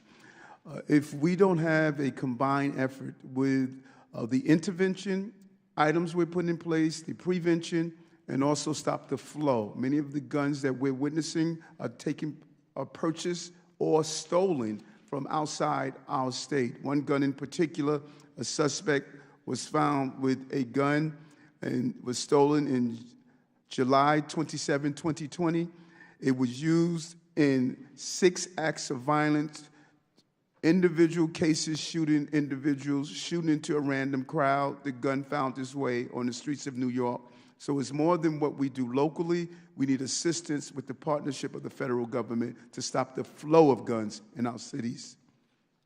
Other countries have taken common sense steps to keep guns away from criminals, and they have succeeded in saving countless lives. We stand alone in the world with the number of mass shootings and deaths from guns. And as you can see in this chart, the American people overwhelmingly support gun safety reform. So, Mr. Suplina, in your view, why has Congress failed to adopt these common sense measures that most Americans and most countries in the world have adopted? Well, to put it bluntly, Chairwoman, the gun lobby presents a formidable obstacle in this country. Oftentimes, and you've heard it already today, the Second Amendment is used as a reason to not advance common sense gun reforms, even while the court has not said that the very reforms that you're proposing would violate. Quite the opposite, the courts have upheld over and over and over again. So the lobby does what it sees as its job to make every gun law one step closer to confiscation, which is a lie. Conspiracies abound about the government coming to take your guns. And that gets into the head of well-meaning lawmakers who are afraid that people will believe that those myths are true. They're not true. We can do an awful lot to save American lives by passing these laws. We have lost too many lives to gun violence. It's long past time for Congress to act. I now recognize the gentleman from Georgia, Mr. Clyde. Mr. Clyde. Thank you, Chairwoman Maloney and Ranking Member Comer for holding this hearing today so we can highlight the need for additional school security to protect our children. I join the nation in mourning for the 19 children and 2 adults who senselessly lost their lives due to an evil act committed about 2 weeks ago. While every loss of life is a tragedy, no one should weaponize or politicize the abhorrent acts to punish law-abiding citizens. For almost 250 years since the founding of our nation, countless hundreds of thousands of men and women have sacrificed their lives to provide the freedoms we enjoy today. Indeed, those freedoms were bought at a very high price and must be guarded continuously so they can be passed on to future generations. If we allow emotion to drive our actions, actions that have constitution-altering consequences, we will destroy the very foundation of our country and break faith with those who gave everything that we would be free. Evil deeds do not transcend constitutional rights. It's the other way around. Constitutional rights are the ones that transcend evil deeds. What occurred in Uvalde and other communities like Sandy Hook and Parkland was nothing short of heartbreaking tragedies and evil deeds. Heartbreaking and evil for the loss of innocent life, but also because, from what I have seen in the news about Uvalde, I believe it was mostly preventable. We don't know all the facts yet because the investigation is still ongoing, but I hope that this hearing is truly looking for legitimate, functional, and effective answers, and not just a bunch of left-wing talking points to fill the do something, do anything mentality that I have heard coming from the Biden administration. The White House press secretary, Ms. Jean-Pierre, said on Tuesday, May 31st, that President Biden is uninterested in pursuing tighter security at schools in the aftermath of the Uvalde tragedy. And I quote, "I know there's been conversation about hardening schools. That is not something that he believes in," said Ms. Jean-Pierre. One of the things I've learned during my 3 overseas tours of military combat was that the harder the target you are, the less likely you will be engaged by the enemy. That's a proven fact and just common sense that applies across multiple aspects of life. For that to not be a part of the administration's focus just shows how seriously out of touch the Democrat leadership is with reality. I want to echo Mrs. Hughes' remarks from the previous panel. Schools should be hard targets. Violent criminals should never, ever have been able to gain access to the inside of these schools. That means schools across the nation should implement sensible security measures, like keeping doors locked, a single point of entry, better security technology, and a volunteer force of well-trained and armed staff in addition to a school resource officer. And where a school staff person has additional responsibility, they should receive additional compensation. A retired military officer from my district, an Army colonel, sent me an email a few days ago, and I want to read a short section of it, and I quote, "I'm absolutely convinced that the single most effective method to eliminate school shootings is to take away all the signs that declare all schools are gun-free zones and do away with all laws that require such postings. Replace those signs with signs using these words or similar words. We love our children and will do anything to protect them. Accordingly, selected teachers and staff are armed and trained to protect our children. Proceed at your own peril. You will be stopped." The rationale for this dramatic change in policy is really quite simple. Gun-free zone signs don't protect anyone. They take away the law-abiding citizen's capability to be a force in helping to protect the children, and they protect the would-be shooter because they believe they will be unopposed. From June 1950 through June 2019, 94% of mass shootings occurred in gun-free zones. If a would-be school shooter doesn't know who is armed and who is not, they would likely move to a more vulnerable target. Most potential school shooters are cowards at heart. They do not want to face a challenge to what they're trying to do. They want to be in control with no opposition. They do not like to be confronted by someone who would face off against them because that confrontation would preclude a school shooter wannabe from being able to take any unopposed action. To those who say that teachers or staff will likely not take up arms to protect their students, I say they will. There have been too many documented cases where teachers have heroically given their lives to protect their students. It's time to give them the tools and help them to better protect those children so they have a fighting chance to survive an encounter with someone who is bent on harming them. And for the record, if someone is intent on harming someone else, they will use whatever is available to do the job, be it a hammer, a knife, or whatever. There's a lot of insight in the words of this Army colonel. He also knows the difference between a hard target and a soft, easy target, and he knows the advantage of that difference. Ms. Ware, you were involved in Heritage Foundation's School Safety Initiative, which was developed after the 2018 Parkland shooting, correct? Yes, sir. In your opinion, what do you believe should be done to secure our schools from violent criminals to ensure that our students have a safe place to learn? Well, I think there are, as I mentioned in my testimony and then again in my written submission, there are several avenues that can be taken, including physical security improvements. Again, it has become popular to mock people for talking about doors and those sorts of things, but these are basic security components of the rest of our everyday lives. We see them in apartment complexes. We see them in the building we walked into today. We see them in most corporate buildings that we walk into in any given day. In terms of having a quicker armed response, I think schools should have the flexibility to decide how that happens. If you look in my written submission, in a footnote, there are, just from the last couple of years, a good number of examples, and it's just a smattering of them because I didn't want the footnote to be 12 pages, of armed responses saving lives, whether from school resource officers or from, including in one case, from an armed staff member who stopped a kidnapping and then prevented an armed individual from entering the school where other children were. And I think, again, a key component of this is not just looking at physical security, but also, as plenty of witnesses have mentioned, having the adequate mental health resources. We're not talking about blaming mental illness, but we are talking about, when you look at, one, what it means for human. The gentleman's time has expired.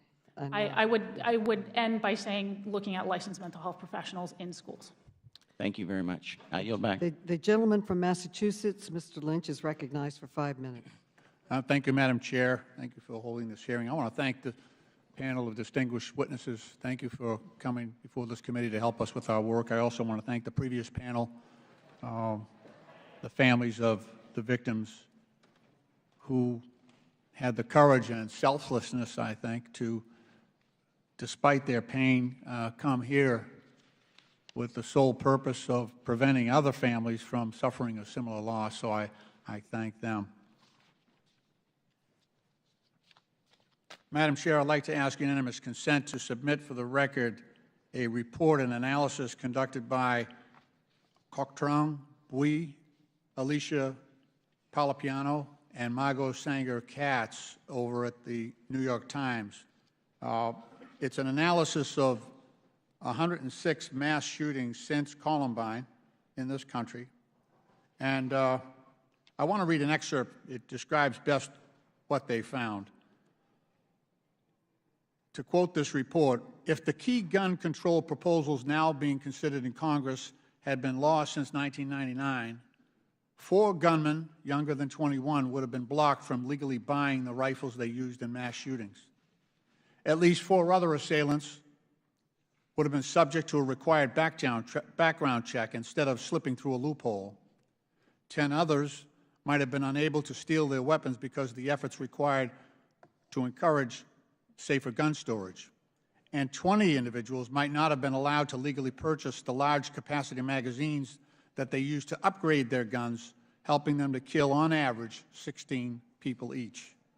Taken together, those 4 measures might have changed the course of at least 35 of those 106 mass shootings, a third of such episodes in the United States since the massacre at Columbine High School in Colorado. That New York Times analysis has found. And those 35 shootings killed 446 Americans. Mr. Suplina, there's been referrals made, or references made to the fact that someone could cause damage with a hammer or a knife. I would wonder if you could talk about AR-15 style firearms and their ammunition and how different they are and the greater vulnerability it creates in society. You talk about, I know you've written on this in the past, And if you could go over that for a bit, just to educate people who are not familiar with that type of weapon.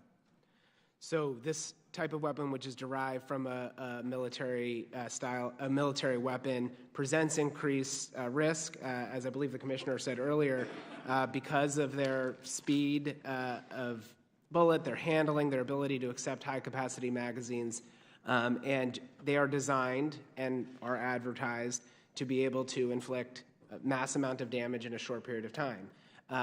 They are also unique in the damage that is done to the human body when you use one of these. A handgun, even at a sometimes larger caliber, won't do the damage to human tissue. I'm not a physician, but you did hear from one earlier who described in great detail what a semi-automatic rifle with multiple rounds can do. So these are unique threats. There's a reason why they are used in mass shootings, because those shooters want to inflict maximum damage. Thank you. I do want to add a quote from a trauma surgeon at the University of Arizona who agrees with your assessment. He said that the damage for an AR-15 on the body, quote, looks like a grenade went off in there.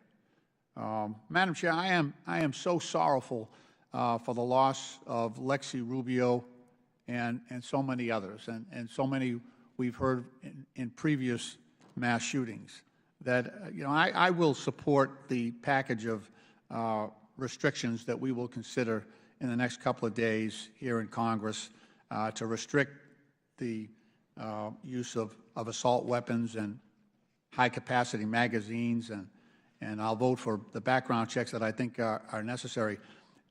And I respect my colleagues' rights to defend the Second Amendment.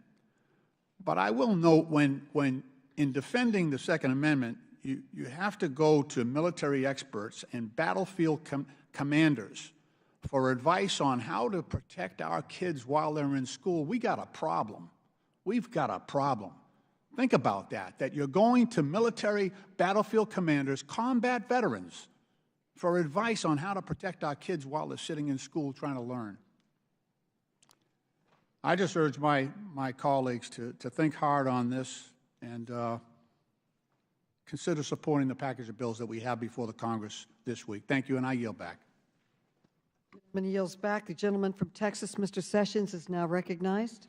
Madam Chairman, thank you very much, and I want to thank the gentleman from Kentucky, the ranking member, for really what I think is a thoughtful opportunity for us to handle what is a difficult circumstance. I'm a Texan, and I was about some 100 miles from Uvalde. I know Uvalde very well. I spent a good bit of time in San Antonio growing up.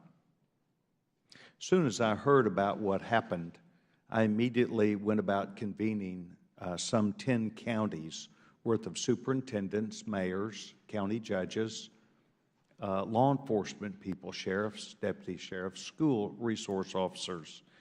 I did not sit back and wait to find out what this hearing might develop. I did not wait to find out what someone else thinks is a good idea. I tend to think that back home, people have the best answers. I say it differently. I think Texans have answers for Texas problems.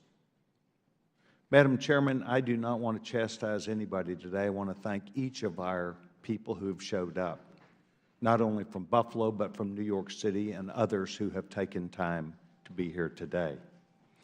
I do not wish to challenge anyone, but Madam Chairman, I would like to enter into the record an article from the Christian Science Monitor Weekly, June 11th, and also an article which I have provided to you from 538, which is a website that they present information. For the panel, the 538 article said, "We've known how to prevent a school shooting for more than 20 years. Okay, without objection. Thank you, Madam Chairman.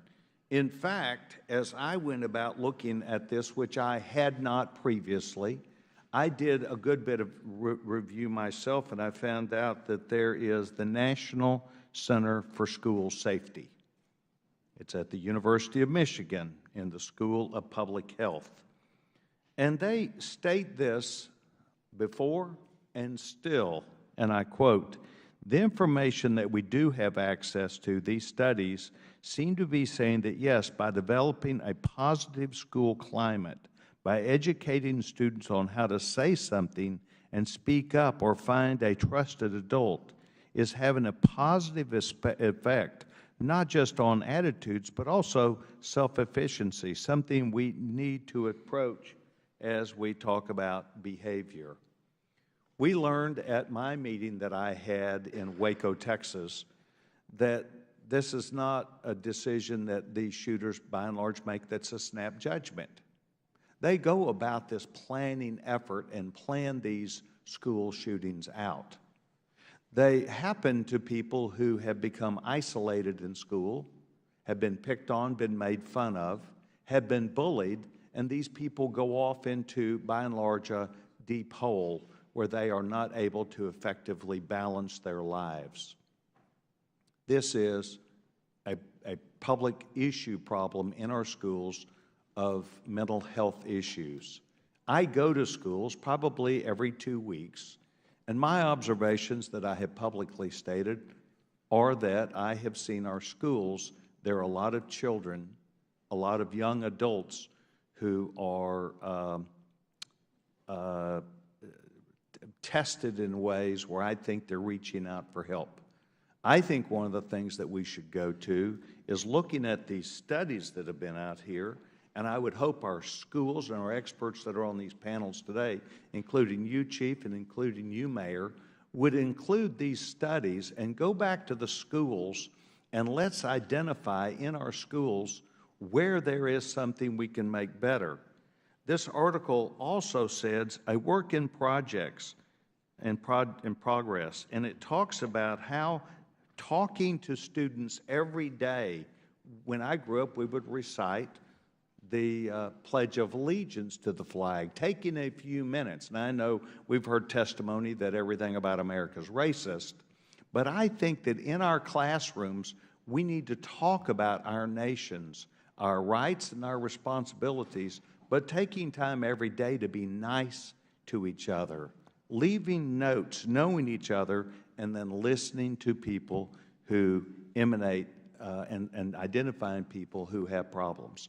It is my hope, Madam Chairwoman and our ranking member, that instead of taking to the floor this immediate action, we would really listen to you and other experts. And Madam Chairman, I would like to see if we would call Justin Hines, who is Director of National Center for School Safety, Assistant Professor at the University of Michigan School of Public Health.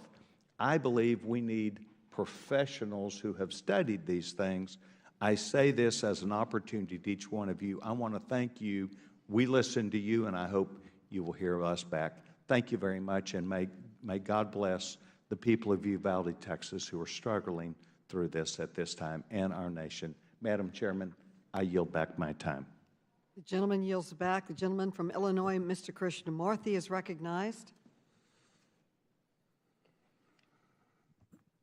Thank you, Madam Chair. Commissioner Gramaglia, thank you for your service to the people of Buffalo. I was born in India, and I immigrated first to Buffalo, New York. And so the fact that you said that it's a city of good neighbors is very poignant for me. And I'm very sorry for the loss of all those lives in Buffalo. The shooter in Uvalde used what's called a Daniel Defense DDM V7 rifle. It's a style of AR-15 rifle.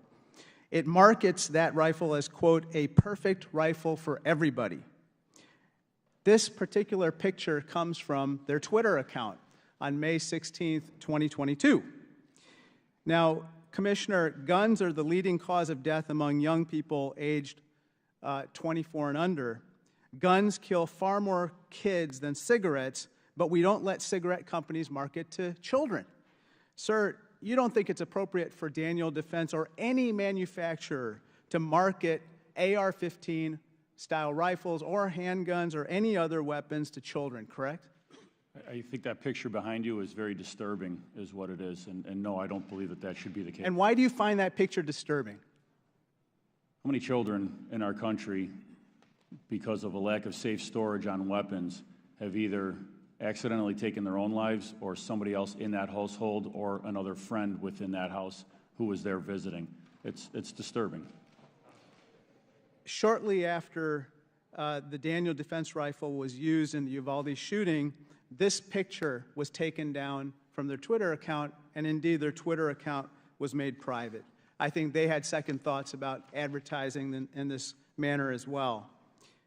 Ms. Swearer, in 2019, while testifying before the House Judiciary Committee, you went viral in a viral video talking about the lethality of AR-15s. You said, quote, "Your mother struggled to hit a stationary target from 6 yards out under ideal conditions, and then she picked up an AR-15, and I watched my mother put a fist-sized grouping of lead in the center mass of the target 20 yards out. When accuracy and stopping power matter, they are simply better." You said that, correct, Ms. Swearer? Yes, I did.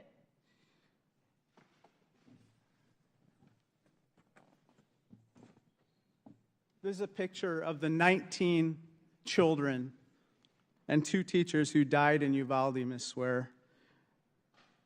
You mentioned the AR-15 stopping power, but I gotta believe these little children were not the ones you were talking about stopping, correct? No, I was talking about stopping the individual who showed up to shoot them. And the Who did show up to shoot them, who did show up to shoot that individual, was a bunch of law enforcement officers with an AR-15. and Ms. Swearer, your mic's not on, but The green light is on. We'll take care of it. It's on there. Okay. I can hear you, Ms. Swearer. It's good. I can hear Ms. Swearer.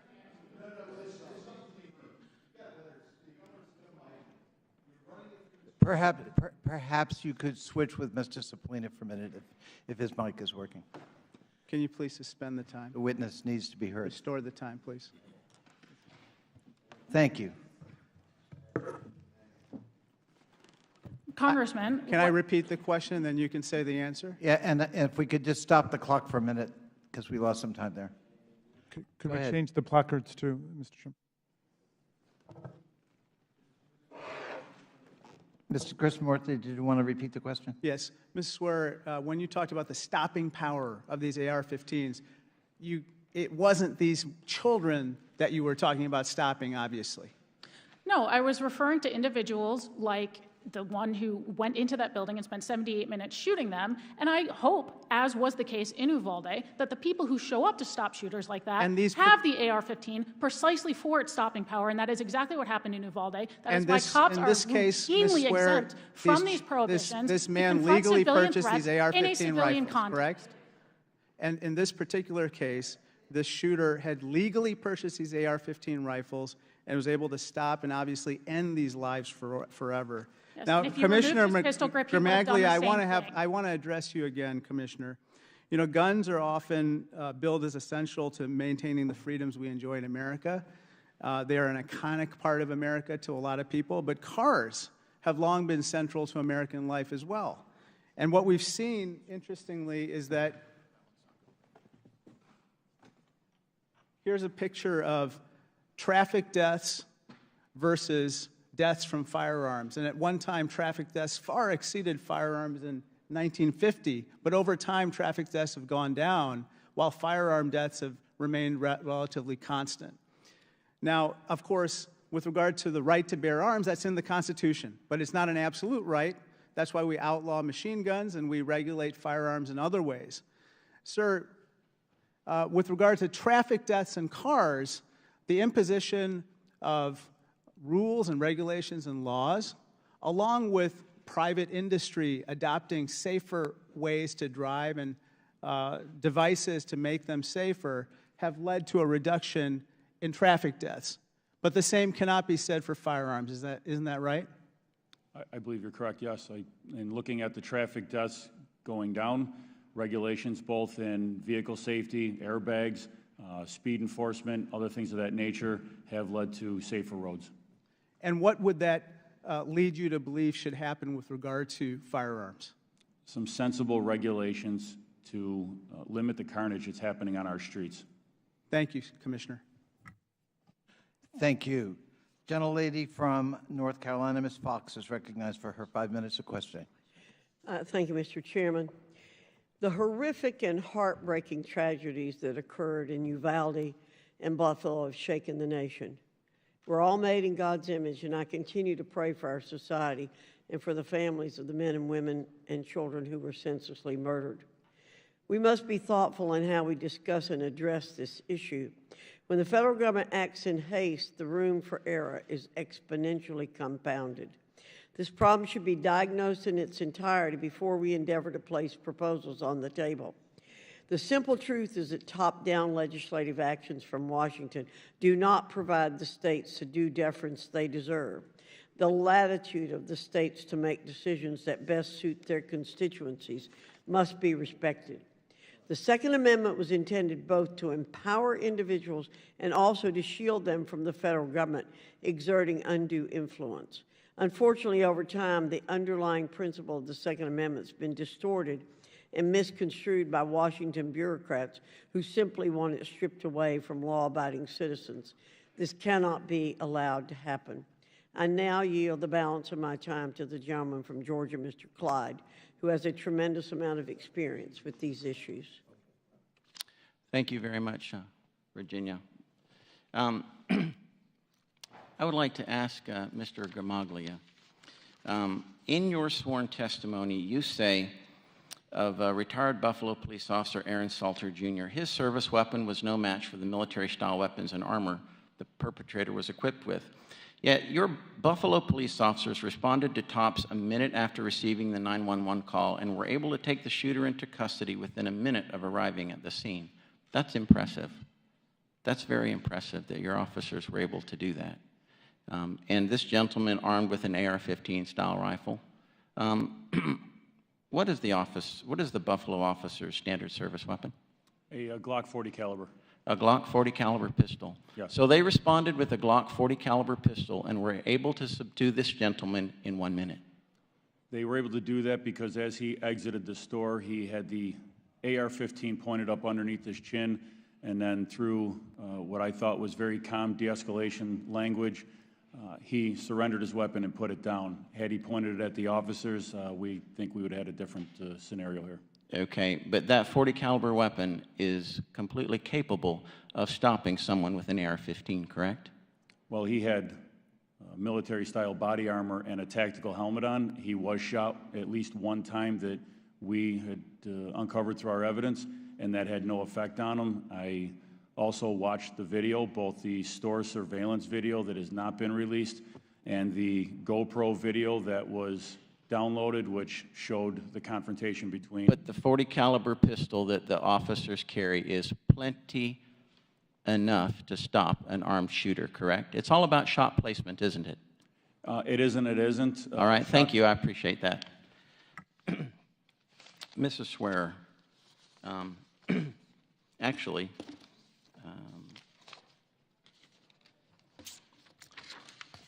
have mass shootings or school shootings been carried out with other weapons other than AR-15s?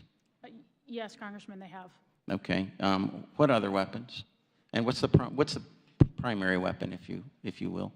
So the primary weapon is actually a plurality are handguns alone. Another sort of larger segment are several variations of firearms, some combination of rifles, handguns, shotguns, and then a smaller percentage are rifles alone. Okay. Thank you very much. So handguns are still very, very potent firearms.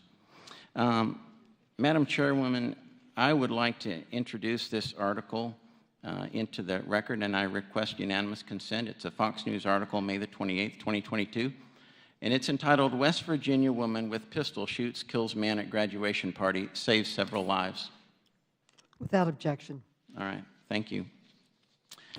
You know, what happened in Uvalde was an incredible tragedy, and it had a very terrible ending. But something very similar happened the very next day, that Wednesday, in Charleston, West Virginia. And a particular woman in West Virginia fatally shot a man who had begun firing an AR-15 rifle into a crowd of dozens. The woman was attending a West Virginia party. She drew her pistol and fired on the convicted felon. No one at the party was injured. and the gentleman obtained his weapon illegally. Criminals will obtain their weapons however they want. They will get them illegally. More gun laws are not going to stop that, not in any way, shape, or form, because criminals simply do not obey the law. The gentleman's time has expired. Madam Chair, I yield back. I'd like to ask permission to insert into the record an article, Why Do Something Won't Work, from the Wall Street Journal, Thursday, June 2nd, 2022. Thank you. Without objection. The gentleman from Virginia, Mr. Conley, is now recognized. I thank the chair, and I thank our witnesses for being here today. I was the chairman of Fairfax County when the Virginia Tech massacre occurred. At that point in American history, that was the worst gun massacre in our history. I buried 6 young children, students, that week. 6. I'm still in touch with many of the families years later. And the emptiness in their hearts and souls cannot be filled. It is a tragedy that lives with them forever. Those children were killed by a mentally ill person who should not have had access to weapons, but did. He wasn't a criminal. He was mentally ill. We hear excuse after excuse that gun laws don't work. The Australian experience would suggest otherwise. After a series of massacres in that country, Australia adopted some strict gun laws. They don't have the massacres weekly we do. It changed behavior because it changed access to weapons and ammunition. We've heard the answer is arm our teachers. That would be the solution. Ms. Pringle, you deal with teachers. Would that be a good solution from your point of view? Absolutely not.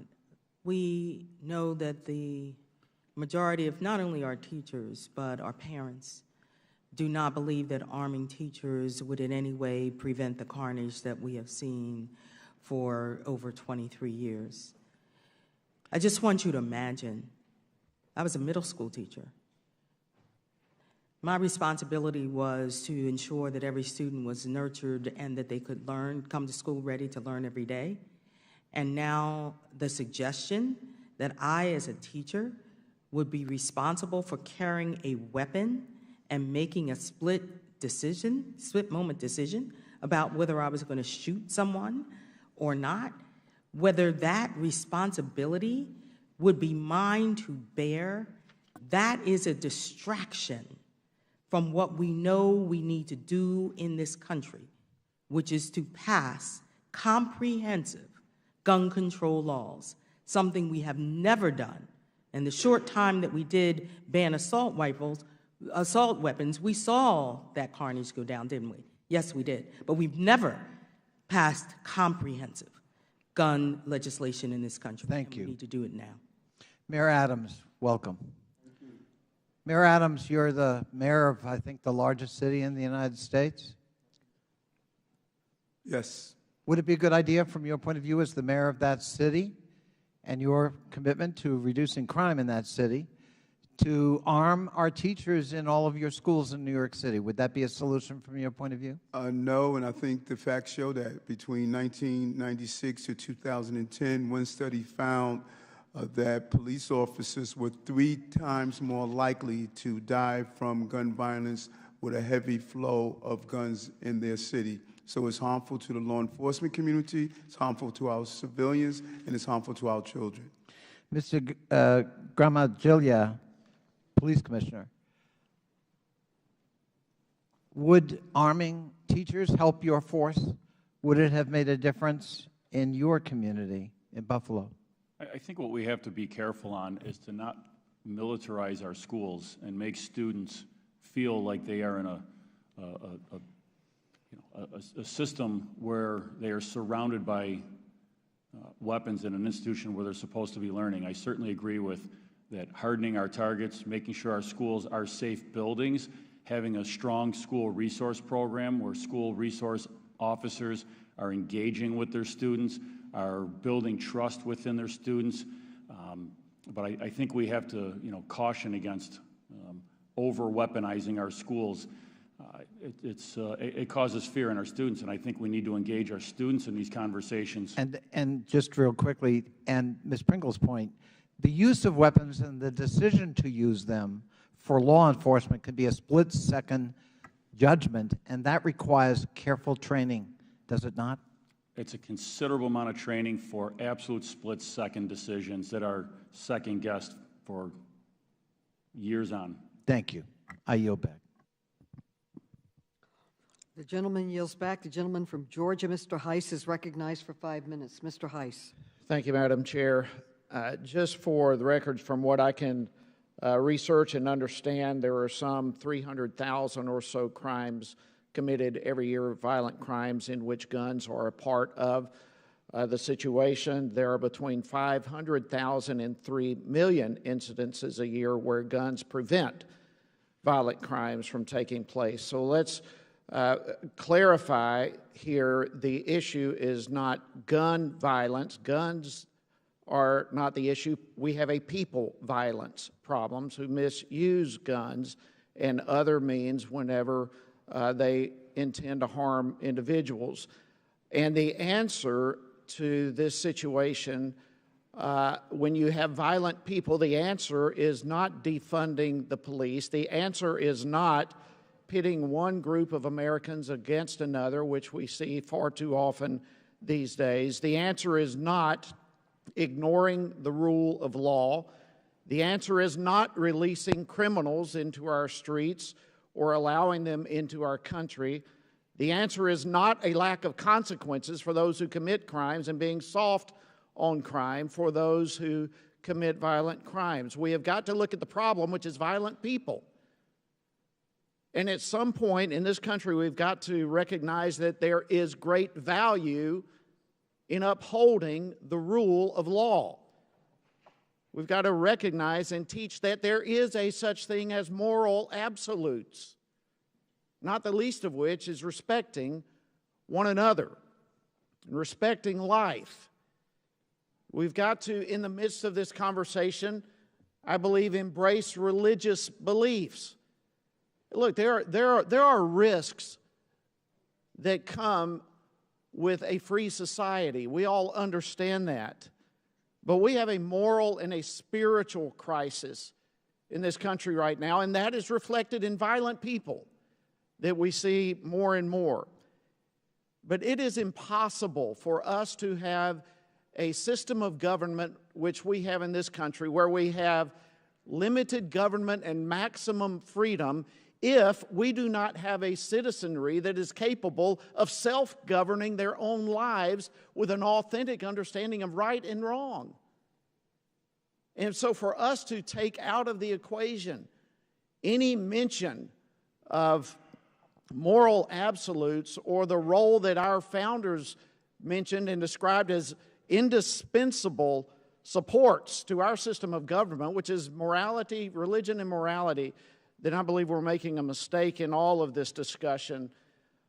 These things cannot be ignored. Mayor Adams, let me real quickly begin with you, and if we can go quickly.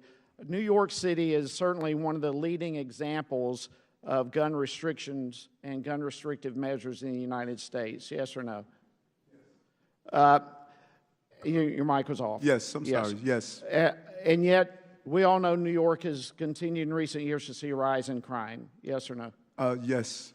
Okay. In January of this year, you released in a press statement regarding your blueprint to end gun violence in New York City. You had in that a quote that says this: "It is illegal to carry a gun in our city, yet police officers take them off the streets every day in record numbers." You made that statement correct? Yes, and many comes from Georgia. Right. And so here we still have, in a city that has the greatest among the greatest gun restriction laws in the country, a rise in crime and guns being carried off the streets in record numbers every day, it doesn't appear that the attempts that are produced by the gun restrictions are having any effect of keeping bad people from getting guns, and taking the constitutional rights away from American citizens only helps criminals, is I guess what I'm getting to. Ms. Swearer, let me come to you. If we continue down this path of restricting gun rights from American citizens, making it easier for criminals to have targets, knowing that there will not be guns by legal citizens there to defend themselves, what kind of impact will that have in the long run? First, I want to make sure that, is my mic still not on? Can we put a pause? Use your neighbor's mic. Use your neighbor's mic. Maybe that'll work better. My apologies. I was told the issue had been taken care of. Congressman, to answer your question, criminals are rational actors. You look at the studies on this and the way in which criminals operate. Obviously, they don't want to confront someone with a firearm any more than we would want to if we were criminals. They are rational actors. You mentioned the statistics on defensive gun uses. I think that is important to point out. I would also note how much lower that is, considering there are a number of states that essentially do not allow ordinary law-abiding citizens to protect themselves with firearms in public, and or who make it far more difficult for individuals to keep and bear arms even inside their own homes, and so that could be considerably higher under different circumstances. That said, again, I appreciate you pointing that out, but again, criminals are rational actors. To pretend otherwise is borderline silly. So of course, Gentleman's time has expired. Okay. Thank you, Madam Chair. The gentleman from Maryland, Mr. Raskin, is now recognized. Thank you, Madam Chair. Buffalo, Uvalde, Sandy Hook, Tree of Life, Mother Emanuel Church, El Paso, Walmart, Pulse Nightclub, Las Vegas, Columbine. The bloodbath continues. In the history of our species, a number of civilizations have practiced or allowed human sacrifice, including the sacrifice of children. The Carthaginians, the Mesopotamians, the Incas, the Aztecs. Will we be recorded as such a society that accepts the sacrifice of innocence? Gun violence is the #1 cause of death of children in the United States of America today, which makes us globally unique. We have rates of gun violence and gun death 20 times higher than other industrialized nations like France, the United Kingdom, Israel, Norway, Sweden, Japan. No other nation comes close to what we see here, even though we have comparable levels of mental health problems and mental illness. Will we continue to accept the slaughter of innocents, including innocent children, as acceptable collateral damage for loyalty to a completely bogus and distorted misreading of the Second Amendment and what the Supreme Court has said about it? Justice Scalia in the Heller decision was emphatic that reasonable gun safety regulation is perfectly consistent with the Second Amendment right.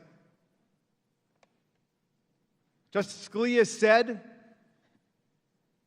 he specifically rejected the view advanced by a number of our colleagues today, saying that the right of gun ownership is not unlimited. No, Justice Scalia stated the Second Amendment right is, quote, not a right to keep and carry any weapon whatsoever, in any manner whatsoever, and for whatever purpose. He enumerated a partial list of reasonable regulations, including a ban on carrying concealed weapons, the possession of firearms by felons, the mentally ill, and other dangerous people, laws forbidding the carrying of firearms into schools, in government buildings, and other public places, laws imposing the conditions and qualifications on the sale of firearms, such as background checks. All of these things, he has said, are perfectly consistent with the Second Amendment right. It's not different from other rights we have, like the First Amendment, where you have an absolute right to speak, but you don't have a right to set up a demonstration with loudspeaker system in front of the White House at 2 o'clock in the morning and keep the president's family up. We accept reasonable time, place, manner regulations with respect to all rights. Now, our colleagues invite us to believe the Second Amendment is some kind of policy straitjacket, but they won't read or quote the decision by Justice Scalia himself, who wrote the most elaborate defense and explication of the majority's view of the Second Amendment in D.C. versus Heller in 2008. Mr. Suplina, in 2005, Congress gave the gun industry unprecedented and unique immunity from civil lawsuits for crimes committed with their products. No other industry's got anything like that. Could you explain what that immunity protection means for the gun industry and how it has blocked common sense laws to end gun violence in our country? Yes, Congressman, thank you. The law of PLACA, which you cite, has given near blanket immunity to the gun industry, and the result has really had a profound impact on what we know about the gun industry's role in gun violence, as well as any accountability for the industry. So acts that would have led to either litigation that would have exposed truths like happened with the tobacco industry, or accountability like happened in the automobile industry, safety practices that would have improved at these manufacturers because there was a risk of doing nothing, just simply does not exist with the gun industry. Well, what reckless marketing and sales practices has the gun industry engaged in because of this blanket of immunity that has been bestowed upon them? Well, you know, there are several, and the marketing is getting increasingly reckless, increasingly desperate as the field gets more crowded, but also in terms of distribution practices. I've heard several times today about how easy it is for criminals to get guns, as if that's some act of magic, but these guns are all starting with gun manufacturers and gun sellers. We know that certain gun manufacturers are fueling gun shops that are selling disproportionately into illegal markets. And the gun industry is protected by PLACA because they say, oh, we're following the law. Well, the numbers speak for themselves. Okay, and then finally, Chief, you were interrupted before. Well, what do you make of this claim that we shouldn't have laws governing, for example, a universal criminal background check because criminals don't follow the law? Is that an argument against having any law against murder, rape, assault, because criminals by definition don't follow the law? The gentleman's time has expired, but the gentleman may answer. So the universal background checks is a simple process that's going to have those that want to legally obtain their guns with their constitutional rights to obtain those guns. Criminals absolutely are not going to follow that. But the more guns that we keep flooding in without background checks, without proper adherence to get those guns through straw purchases and other manners, that's how we're flooding the market so that criminals can obtain those guns. And Justice Scalia emphasized that there could be regulations on gentleman's time commercial has expired. Thank you. I yield. The gentleman from Texas, Mr. Fallon, is now recognized. Thank you, Madam Chair. You know, we hold hearings on all sorts of topics for all sorts of reasons. Sometimes for political reasons, or even worse, sometimes for political theater aimed at attaining political currency which will then be spent on winning an upcoming election. Other times, hearings are held to actually solve a problem. We're here today because of the tragedies in Buffalo and the horrific loss of life in my home state of Texas and Uvalde, which is a beautiful American community ripped apart by a troubled and evil coward. Now, when lives are lost and innocence is stolen, particularly when children are the victims, it's natural to want to assess and focus blame. Who did this and how did this happen? And I'm no different than any American. I'm heartbroken and I'm furious. Those innocent children are gone, and the indescribable suffering of the families is beyond words. We have a president that says continually that he must do something, we must do something. Many Democrats are echoing that, we must do something. No, we need to do something effective that will keep our children safer. As I mentioned, when a senseless tragedy like this happens, blame's thrown around. Some people want to blame guns. Some people want to blame gun manufacturers. Some people want to blame, believe it or not, the Constitution. Some people want to blame an entire political party. And all this couldn't be more misplaced. The shooter is the only one to blame. So when the president and many Democrats are claiming that guns are the problem and the readily available supply is the culprit, Well, the more guns in America, the argument goes, the more dangerous America becomes. But the actual facts belie this thinking. In 1969, so about 50 years ago, there were 180 million firearms in this country. Today, it's about double. In 2019, it was about 365 million. Yet the murder rate back then was 9.6 per 100,000. The murder rate now is 5, or in 2019 anyway, it was 5 per 100,000. So twice the number of guns, and yet murder rate was cut in half. The truth is that guns have always been readily available in this country. But mass shootings, and in particular mass shootings of schools, were non-existent or at least extremely rare until they became a grisly recent phenomenon. So what's changed in the last 50 years? There's been a noticeable breakdown of the family, there's been an erosion of faith, and there's been a seismic drop in social interactions in large measure due to the overuse of these dang smartphones and the proliferation of social media, which is probably better described as anti-social media. Senseless mass shootings are not committed by well-adjusted, successful, socially polished people. They're committed by disturbed, unstable loners I'll be with mental disease. By the end of the year, so we started in October. Madam Chair, can I get my time back? Yes. Thank you. Rule out what we don't want. Thank you. Senseless mass shootings are committed by unstable, disturbed loners with mental disease. Refusing to address better mental health services, especially for young people, is to do a disservice at best, and it's a dereliction at duty at worst. The focus, sadly, by the Democrats is to restrict guns or prohibit their legal possession entirely. A Democratic member of Congress in a committee hearing just recently said, and I quote, "We will not rest until we have taken weapons of war out of circulation in our communities." So, do restrictive gun laws or prohibitions work? The most dangerous nations on the planet, according to the World Bank and the UN, are El Salvador, Jamaica, Venezuela, and Honduras. And what else do they have in common? It's also nearly impossible for an average citizen to own a firearm, and yet they are terribly perilous places to be. Believe it or not, some Democratic-controlled cities in our country with restrictive gun laws are even more dangerous than the aforementioned countries. St. Louis has a higher murder rate than El Salvador. Baltimore does as well, and Detroit is a more lethal and dangerous place to go and visit or live than Venezuela. So does passing prohibitions, I mean, it just simply doesn't work. Doing something doesn't work. Doing something effective is the path that we should and must take. History's shown us when you disarm law-abiding citizens, you create not more safety, but more peril. The inconvenient truth for some on this committee and in this chamber is that more firearms in the hands of law-abiding citizens make us all safer. So let's talk some real solutions. We must harden our schools with controlled access and single point of entry with a tiered entry procedures. The main office should be located directly by the front door, which is single access entry. Classroom doors should automatically shut and lock like hotel room doors do. Let's support and foster a robust school marshal program where qualified and volunteer teachers and staff go through proper training to be armed on campus. Let's increase the number of SROs in our schools. Let's leverage technology by putting cameras in schools, much like Frisco, Texas did 15 years ago when I was on a city council. And they had a command center and a mobile command center, and any threat could be immediately detected, tracked, and eliminated forthwith. We need a rapid response plan and a rapid response force to be trained to world-class standards.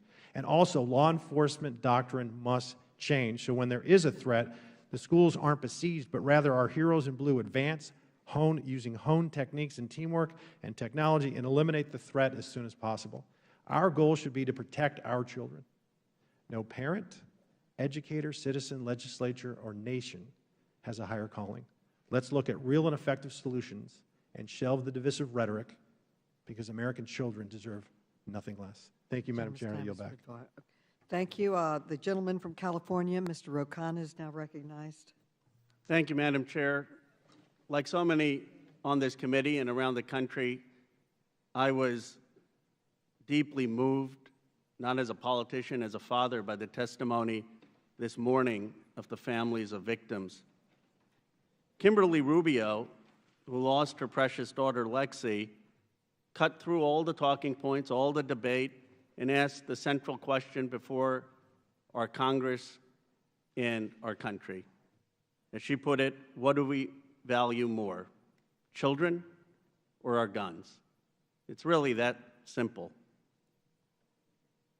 I want to talk about the common sense reforms on guns, but as a representative of Silicon Valley, I feel I also have a duty to talk about some of the role of social media in this massacre. With the Uvalde shooter on Instagram having a group chat where there is conversation of school shootings, where there is conversation of threats of violence, where he's bragging about getting assault weapons, why is there no action? And let's be very clear, these are minors. He was a minor when he did this. It's not the same free speech rights. Mr. Suplina, do you think companies like Instagram should have some responsibility in group chats when minors are involved and you have explicit discussion of school shootings to do something? I think the role of social media companies is an important one, and you're right to point it out, Congressman. Instagram, Facebook, these are often where we see the earliest warning signs of a potential mass shooter, as well as other social media platforms where these instances are discussed. There's often multiple people in the chat. And I do want to also mention, with respect to the Buffalo shooter, for instance, he cited YouTube for the videos that allowed him to modify the firearm that he had to accept a detachable magazines, which he used to deadly effect. So social media companies do have a role to play here. And just like my colleague, Mr. Raskin, said that the right of the Second Amendment is not absolute, it's important to recognize that the right of the First Amendment is not absolute. Under Brandenburg, you can't have things that incite violence, and there are greater protections for minors. I mean, it is crazy to me that you can have people under 18 talking about shootings and mass shootings, and these companies are taking no action. So we need to have regulation that gets to the heart of this. You know, Mrs. Swearer, I'm trying to understand your position, and I just want to ask you some simple yes or no questions to understand where you're coming from. Is it your view that someone who has committed a violent felony should be able to purchase a gun, yes or no? No. Is it your view that someone who's a serial rapist should be able to purchase a gun, yes or no? Very clearly, no. Is it your view that someone who is a drug trafficker should be able to purchase a gun, yes or no? No, and these are becoming insulting. And so, well, I mean, so would you support any laws that would make sure that violent felons, serial rapists, or people who are drug traffickers will not get access to guns? If they are written and narrowly tailored to approach that issue without burdening the rights of law-abiding citizens or criminalizing low-risk transfers between responsible citizens, yes, I'm more than willing to look at that law. That is exactly what the background checks, I mean, because right now what you have a case is that the background checks do not cover a lot of the sales to violent felons, to serial rapists, and I just want to be clear, when the Republican Party, their position right now by opposing H.R. 8 is they are for violent felons, serial rapists still being able to purchase these guns. No, they're not. Yes, they are. No, they're not. They're against low-risk transfers being criminalized. Please, I'm reclaiming my time. Point of order, Madam Chair. The position of Republicans is that violent criminals be in jail. Well, no, the position is... Madam Chair, the gentleman has not stated a valid point of order.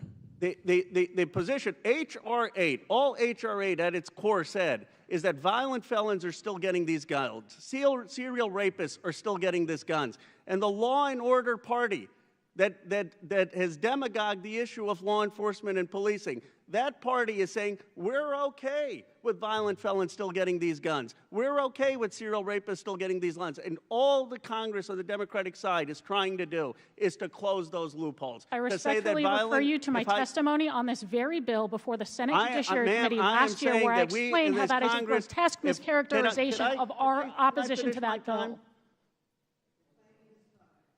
I am saying that there is not... The gentleman's time has expired. Well, she kept interrupting me. Okay, all right. But then, the gentleman from Pennsylvania, Mr. Keller, is now recognized. I would first like to take a moment to thank all our panelists, this panel and the previous panel, for your testimony. We've seen some horrific acts in the Commonwealth of Pennsylvania. We saw a devastating shooting in Philadelphia on Saturday, and I continue, and we all should offer prayer for the families across the Commonwealth of Pennsylvania and across our nation that have been affected by these acts committed by violent criminals skyrocketing crime in our cities. That's what we need to focus on. New York City saw a 16.2% increase in violent criminals shooting others in March of 2022. That's up from a year before. San Francisco saw a 31% rise in homicides.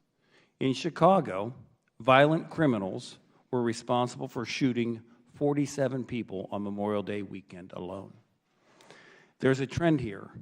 Crime is rising in cities that have the most restrictive laws on firearms and have the least severe criminal enforcement penalties on the books.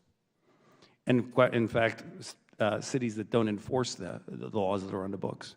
The district attorney in San Francisco has dismissed over 40% of felony convictions since 2020.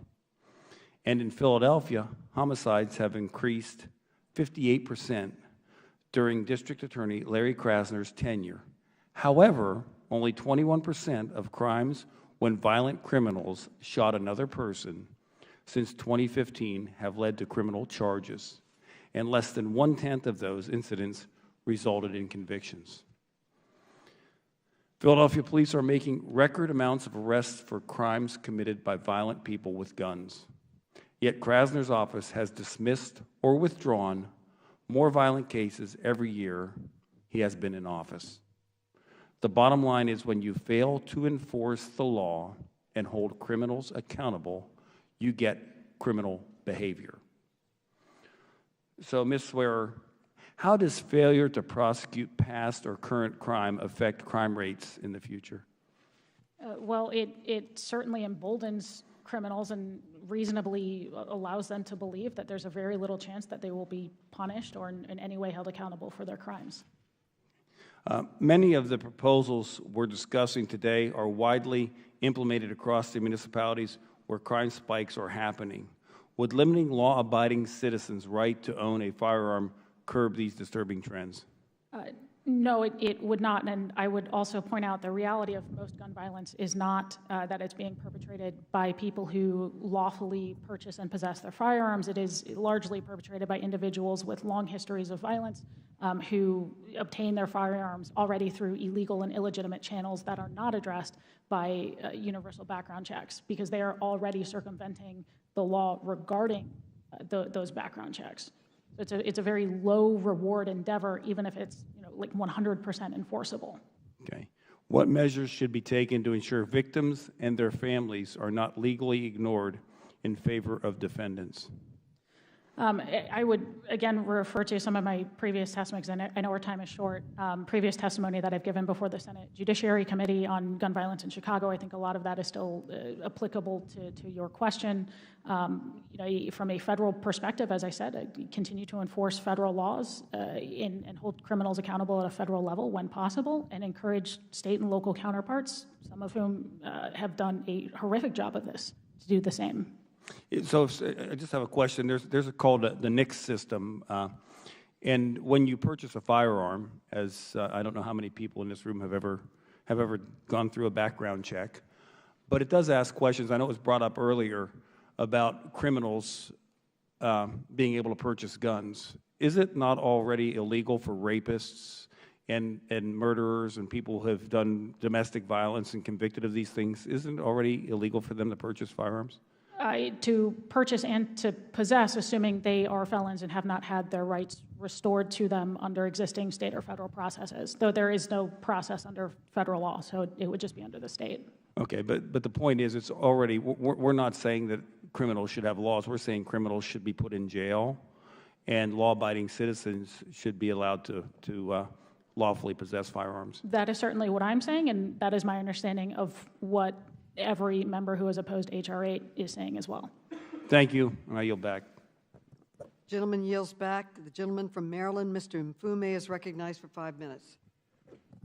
Thank you very much, Madam Chair. There's an old saying that your pain is where your passion is, and so let me just go back to where we started almost 3 hours ago at the beginning of this hearing, and talk for a second about the pain that I felt, as I hope many of you did, listening firsthand to the accounts of witnesses and victims from Uvalde and from Buffalo.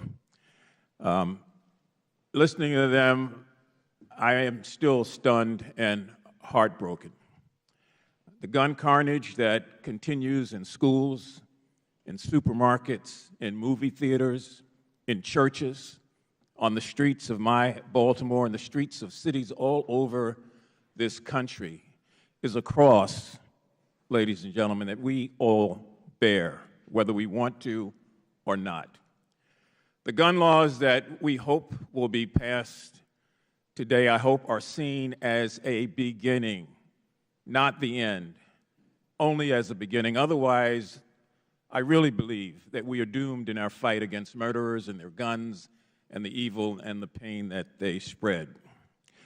I want to acknowledge and thank the gentleman from Louisiana, Mr. Higgins, the commissioner from Buffalo, and the mayor of New York, all of whom served in law enforcement and saw firsthand how difficult it is to deal with the violence perpetrated by guns, and particularly assault weapons. And I want to associate my remarks with those of Mayor Adams when he said, let the ATF do its job in rounding up so many illegal guns that are on our streets and to finally confirm a nominee. Madam Speaker, Madam Chair, you'll remember 1994. We were members of this body. We worked for a whole year to put together and pass an assault weapons ban. And the only reason it wasn't permanent was because we weren't able to get enough people, members, on the other side of the aisle, unfortunately, to go along with that. And so the compromise was a 10-year ban on assault weapons, which expired in 2004.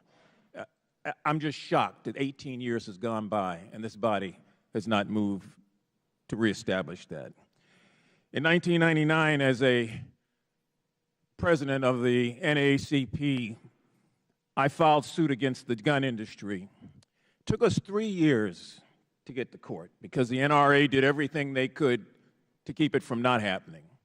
And finally, in 2003, we went to court. I testified in Brooklyn, New York for over a week, but we didn't have the weight we needed, and the NRA was a bigger force than we could deal with. And so we lost that, but the judge, to his credit, said this does not prohibit the fact that there certainly will be other lawsuits like this. The NRA heard those words and took them to heart and spent the next 18 months putting in place an absolute immunity on the gun industry, and unfortunately was able to get this Congress to pass it and sign into law. It is just unbelievable that we will get absolute immunity to any industry in this country, particularly when there's harm and personal injury.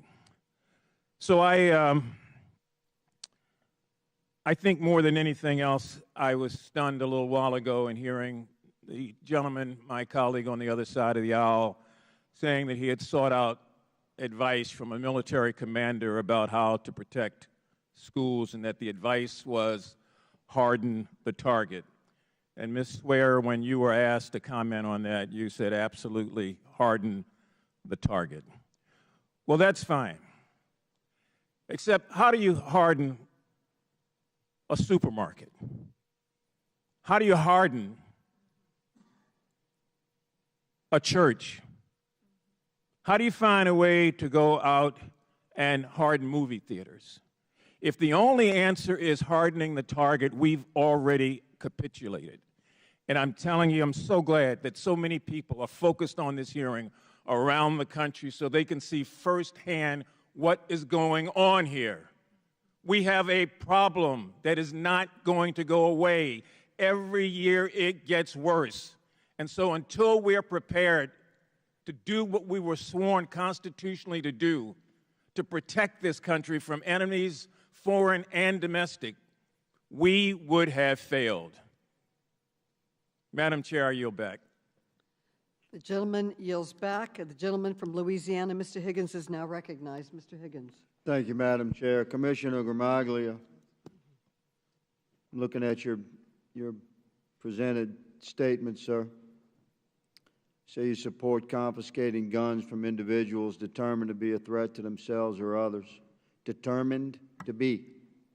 So by this legislation my colleagues are putting forth, my understanding of the letter of that law, which I 1,000% oppose, as would our founding fathers, the letter of that law says an anonymous tip from a citizen. So if this was law, Commissioner, would you confiscate, would you go to your neighbor's home and confiscate his legally owned weapons, a man that was not under criminal investigation nor under arrest? Would you do it? The red flag laws would... That's a yes or no, brother. I got 5 minutes to make an hour-and-a-half statement here. It's more than a yes or no answer. We'll move on then. If you cannot say yes, you would confiscate weapons from an American citizen that was subject to this law that my colleagues intend to push through this Congress, then you said in your statement that you would confiscate those weapons if an American was determined to be, your quote, a threat to themselves or others. According to that law, determined to be is defined by an anonymous tip that an American citizen is a threat to themselves or others. You're a police commissioner, a thin blue line brother, sworn to uphold the Constitution, and you're saying you'd seize those weapons. I see that as a problem. I'm going to bring us back in time to World War II. America's population, 140 million. 15 million American men came home from World War II with deep scars and significant skills. They bore the invisible wounds of war. And there was weapons everywhere. We'll talk about mental challenge. My father was one of those men who was a Navy pilot in World War II. He came back from the war and built his family. I'm the 7th of his 8 children. I was born in 1961. We had guns everywhere. There was virtually no regulation. Any child in the 50s could buy a weapon from any seller if Daddy sent them with the money. We didn't have mass shootings. It wasn't until 1968 in America that serial numbers were even required on weapons sold in this country. You order weapons through the Sears catalog by the mail. In the 70s, I attended a high school, large rural school. Virtually every vehicle in the parking lot was a pickup truck, and almost every one had a rifle or a shotgun on the back glass and a pistol under the seat. And we didn't have school shootings. 1979, I began college. One of the jobs I had to work my way through college was as a carpenter. We restored historical buildings. We had to determine in the process of that work what was the original cuts of these homes, residential homes built 75, 85, 100 years ago. You could tell by the saw cut if it was a mechanical cut, an electric cut, or a hand cut. By such observations, we knew exactly how that house was originally built. And to my amazement as a young man, beginning college in Louisiana, working, to my amazement, you know what I discovered, Madam Chair? You know what these houses did not have that were built 100 years ago in cities in America? You know what they did not have, Commissioner? Locks. Locks. Now I ask you all, what happened to that country, man? A country where homes were built in cities with no locks. A country where guns were everywhere and virtually not regulated at all. Where millions of Americans, 14 million Americans came back. It's 11% of the population at the time after World War II with incredible skills of war and weapons of war, as you called them, everywhere. But we didn't have mass shootings. And here we sit today where an entire once proud Democratic Party is presenting unbelievably unconstitutional laws to press upon our nation, and we have a police commissioner that says he would go home to home and confiscate legally owned weapons. if he got a tip. Madam Chair, I yield my speech, but I will not yield my opposition to these unconstitutional laws. The gentleman's time has expired. The gentlelady from New York, Ms. Ocasio-Cortez, is recognized. Thank you, Madam Chairwoman, and thank you to all of our witnesses here today. I apologize if I go quickly. We've just got 5 minutes and a lot of work to do. Let's talk facts here. There was a lot of discussion about New York City. There is no discussion about gun violence in New York City without discussing the iron pipeline that is Florida, Georgia, South Carolina, North Carolina, Virginia, Pennsylvania, and honorary mention to Ohio, where 70% of likely illegal trafficked guns found in New York City come from. There's no discussion about gun violence in Chicago without talking about Indiana, because the violence and the mothers that we have to comfort are losing children due to the guns and the carnage and the lawlessness unleashed by those states. I move on. Every week in recent memory, we have had at least one mass shooting. Ms. Pringle, you are the president of the National Education Association. You represent teachers.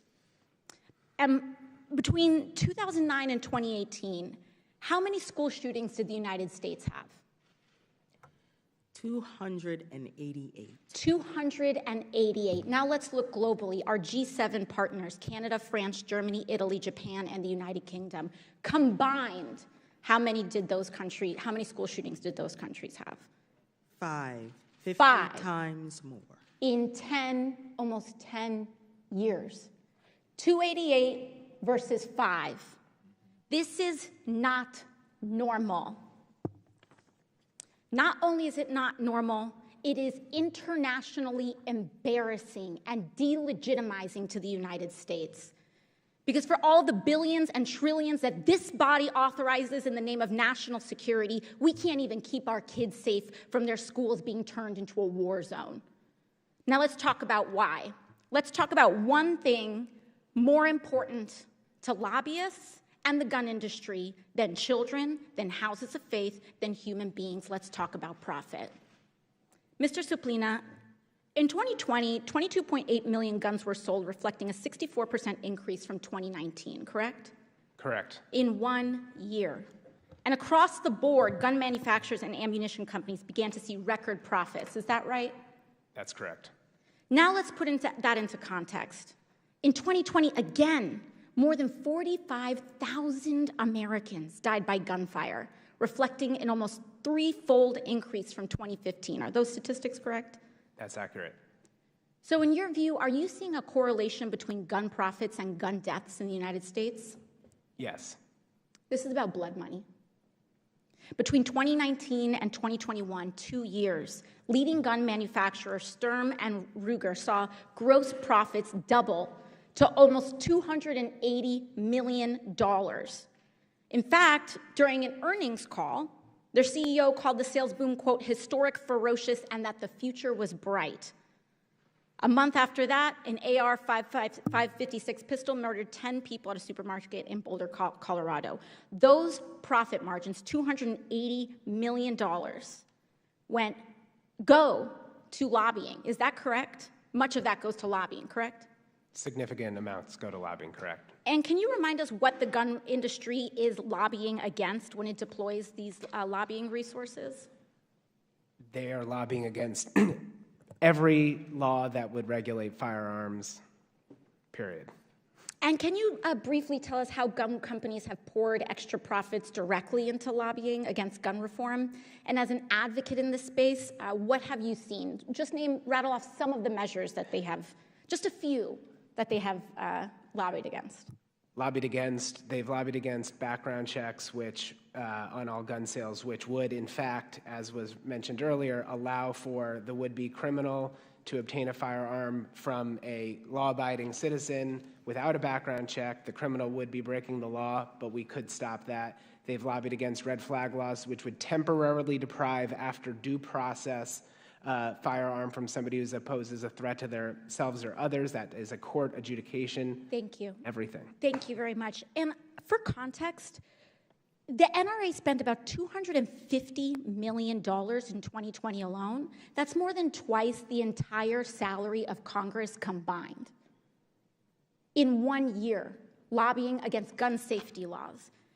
There's also this discussion about anything but a gun, but that these are about violent people, but yet we aren't doing anything about addressing the actual root causes of misogyny, where 2/3 of mass shootings are connected to domestic violence, or the emergence of white supremacy radicalization, mass incarceration, and poverty, and the connections between that and mass shootings in our communities. I yield my time. Thank you, Madam Chair. The gentlelady's time has expired. The gentleman from Wisconsin, Mr. Grothman, is recognized for 5 minutes. Thank you very much. Last couple of weeks, I had a chance to go down to Mexico, and they brought up an issue that I wasn't really expecting to hear.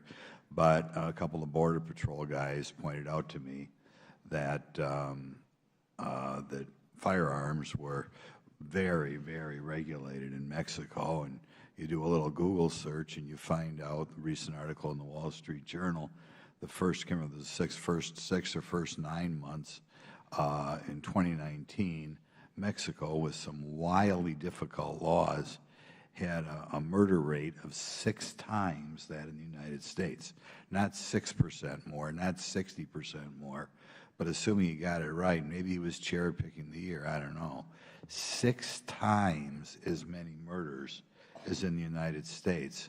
I assume the Mexican officials who put these laws into effect thought they were going to save lives at the time that they made it so difficult for law-abiding Mexicans to get a hold of a firearm. But obviously the results of their laws was not to make Mexico safer.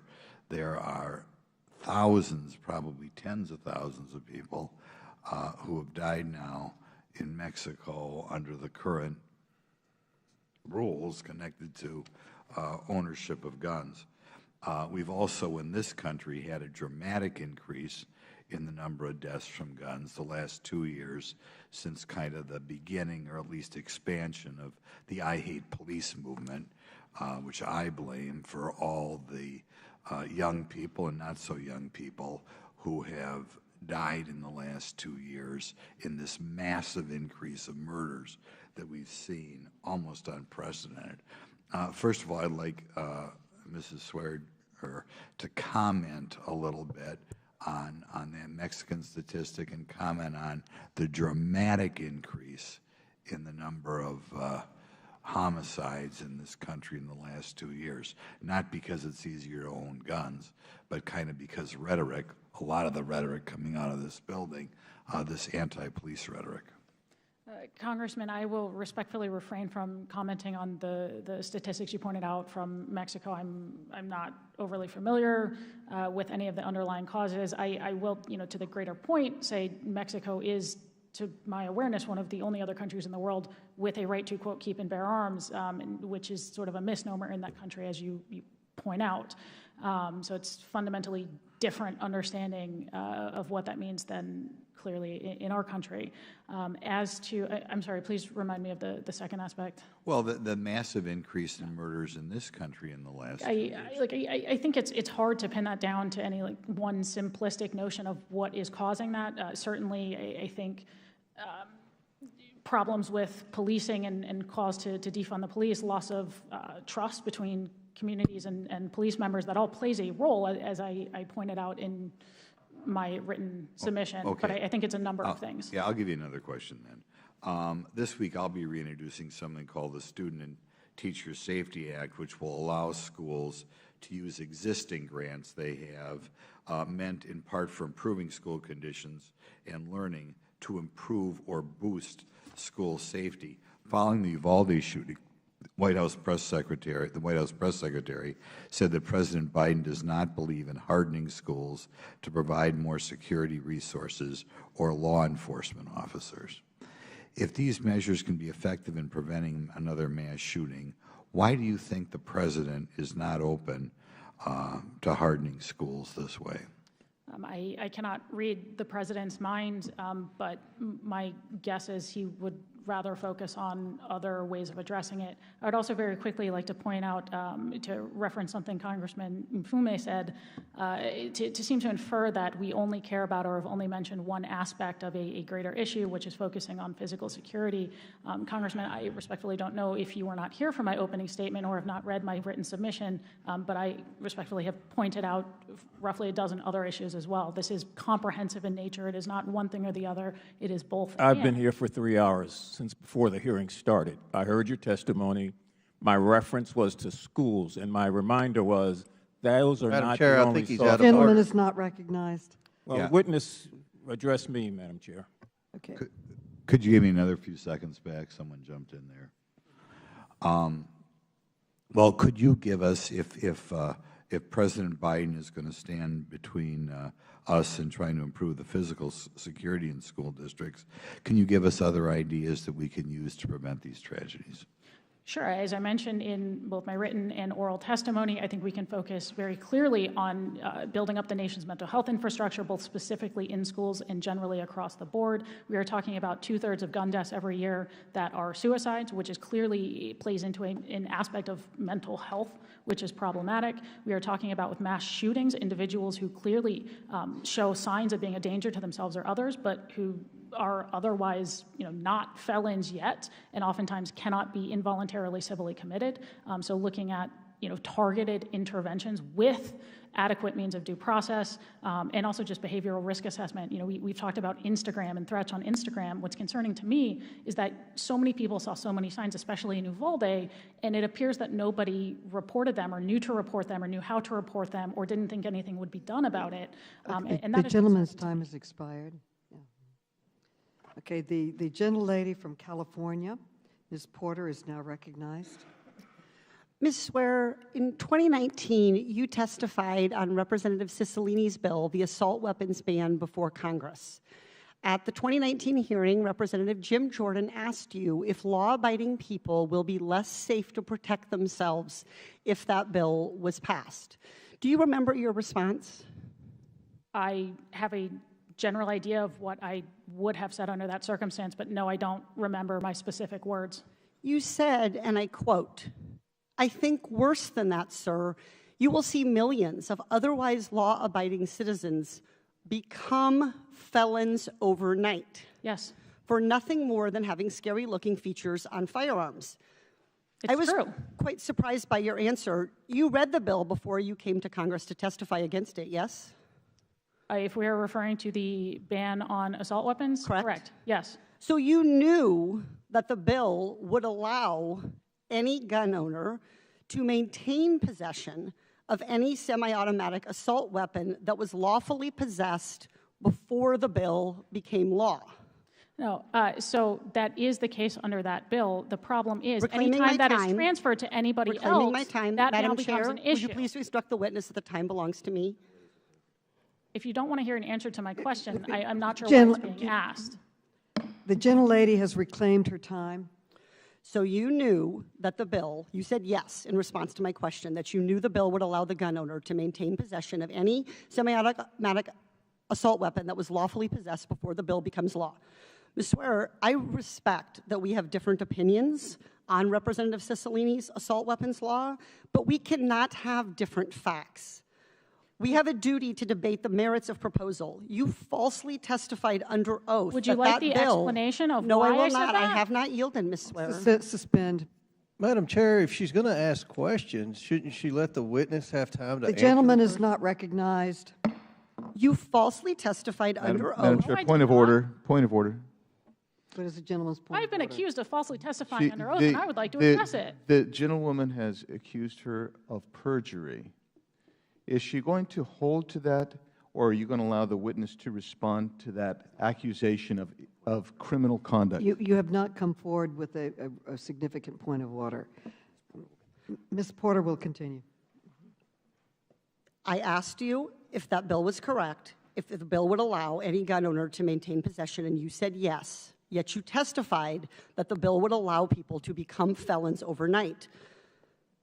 Earlier today, you testified that you hoped that this was the last time you testified before Congress. For the sake of our nation and the integrity of this Congress, I said Congress do too. after a mass shooting, trying to figure out how to solve a problem that we are all heavily invested in solving. Ms. Swear, That is I have not Madam Chair, point of asked order, a point of order. question. How dare you? Reclaiming my time. How dare you misstate the law? How dare you at ask questions legislation. that you do not even want an answer to? Ms. Swear, I'm moving on. I'm a lifelong consumer protection advocate. From 2015 to 2020, there were at least 2,070 unintentional shootings by children. 765 of those children died. A consumer product that causes this much harm to the public would normally be subject to a recall. But federal law prohibits the Consumer Product Safety Commission, the agency responsible for protecting the public from dangerous products, from regulating guns. This is absurd. After one child died using a Peloton treadmill last year, the Consumer Product Safety Commission intervened and recalled the product. But when hundreds of children die using guns, there is no federal response. There is no federal safety standard for guns. Even though 40,000 Americans hurt or kill themselves or other people in hundreds of accidents every year. Instead of regulating guns like any other consumer product, federal law protects gun manufacturers. A teenager can watch a video online and learn how to modify a rifle to make it more deadly. And the gun industry avoids any liability if that teenager uses that modified rifle to fire repeatedly and rapidly at innocent people, even though their products could be designed to prevent unsafe modifications. I want to give an example. In 2001, a 13-year-old boy named Billy accidentally shot his father's handgun and killed his friend Josh. Billy mistakenly thought the gun was unloaded because he had removed the gun's magazine. Josh's family sued the gun manufacturer for failing to warn Billy and other consumers that their product could be fired without a magazine. It's a simple case. It should have been decided by a jury, as is provided under the Constitution. Instead, because of the gun industry's immunity, the gun manufacturer was able to dismiss the case without a trial. If a pharmaceutical company failed to warn customers about the known risks of one of their drugs, they could face thousands of lawsuits. But we allow the gun industry to sell weapons without taking any precautions to protect children and families from fatal accidents. Mr. Suplima, do you think the gun industry would do more to protect children if Congress ended their immunity? Absolutely. Would ending the gun industry's immunity put gun manufacturers out of business? No, it would not. In the 1990s, lawsuits forced Big Tobacco to pay for the harm they caused by marketing cigarettes. Just last year, Big Pharma agreed to pay $26 billion for communities devastated by opioids. Madam Chair, victims of gun violence also deserve their day in court. They deserve justice. I yield back. The gentlelady's time is expired. Madam Chair, I have a parliamentary inquiry. The gentlelady's time Madam is Chair, expired. Madam Chair, I have point of order. Madam Chair, point of order. Again, Ms. Porter accused our witness of perjury. That's a very serious accusation. Accused her of lying before Madam Congress. Chair, the gentleman has not stated a proper point I'm of order. stating That is not a proper point of order. The point order. of order is we just had a member Not of a proper Congress point of order, Madam accuse Chair. a witness of perjury and didn't give Madam that Chair, the witness gentleman time is to not respond. stating a proper And it's, point you of know, order. the usual The suspect. gentlelady will Order suspend. accomplished her The goal of getting gentlelady her will soundbite suspend. The on gentleman from MSNBC, Texas, but Mr. we're here Cloud, to debate a is serious issue. recognized. Mr. Cloud, you are now recognized.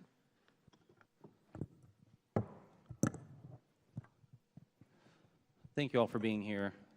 Thank you, Madam Chair. And obviously, this is a tragedy that's heartbreaking for all of us. And naturally, coming out of this, as we look for solutions, emotions are naturally high because we're all grieved by the fact that we see this in our nation. There's going to be 1,000 reasons why we're asking. The investigations are ongoing, obviously. Some answers, of course, will never, even the conclusions we could come up with will, of course, never answer the cry of a parent who's lost a child. And I think any of us who have children can understand that. Our hearts just break for what we've seen. As we move forward, we have to continue to figure out how we propose solutions that actually create solutions. Very often in this Congress, we do things out of a best of intent and have the worst of results. And a lot of data, there's a lot of data that points to the fact that gun control leads not to more safer communities, but to more dangerous communities. For example, one of the proposals out there right now is to raise the age of being able to own a rifle. And in our federalist society, we have many states, and so we're able to kind of test these things out. And as far as I know, the only peer-reviewed article study that's been done on that, it was in the Journal of Law and Economics, talked about it and looked at it and said, if anything, there was a 6% increase from states who began to implement age requirements or raised age requirements.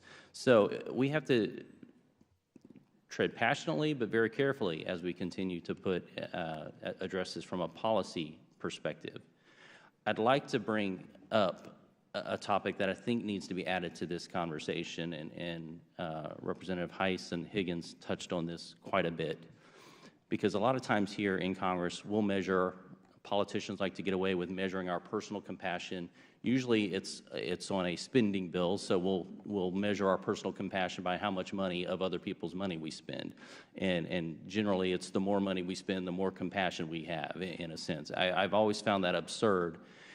In the same way as we do this, it would be wrong for us, just out of the sake of doing something, to measure our personal compassion by how much of other people's constitutional rights we take from them and give to the federal government. And it's important to point out in history that anytime a federal government takes authority, it's always for altruistic reasons. The danger comes when the next person in charge is, or what happens after that. And many times that power is taken under good intentions and then used nefariously much later.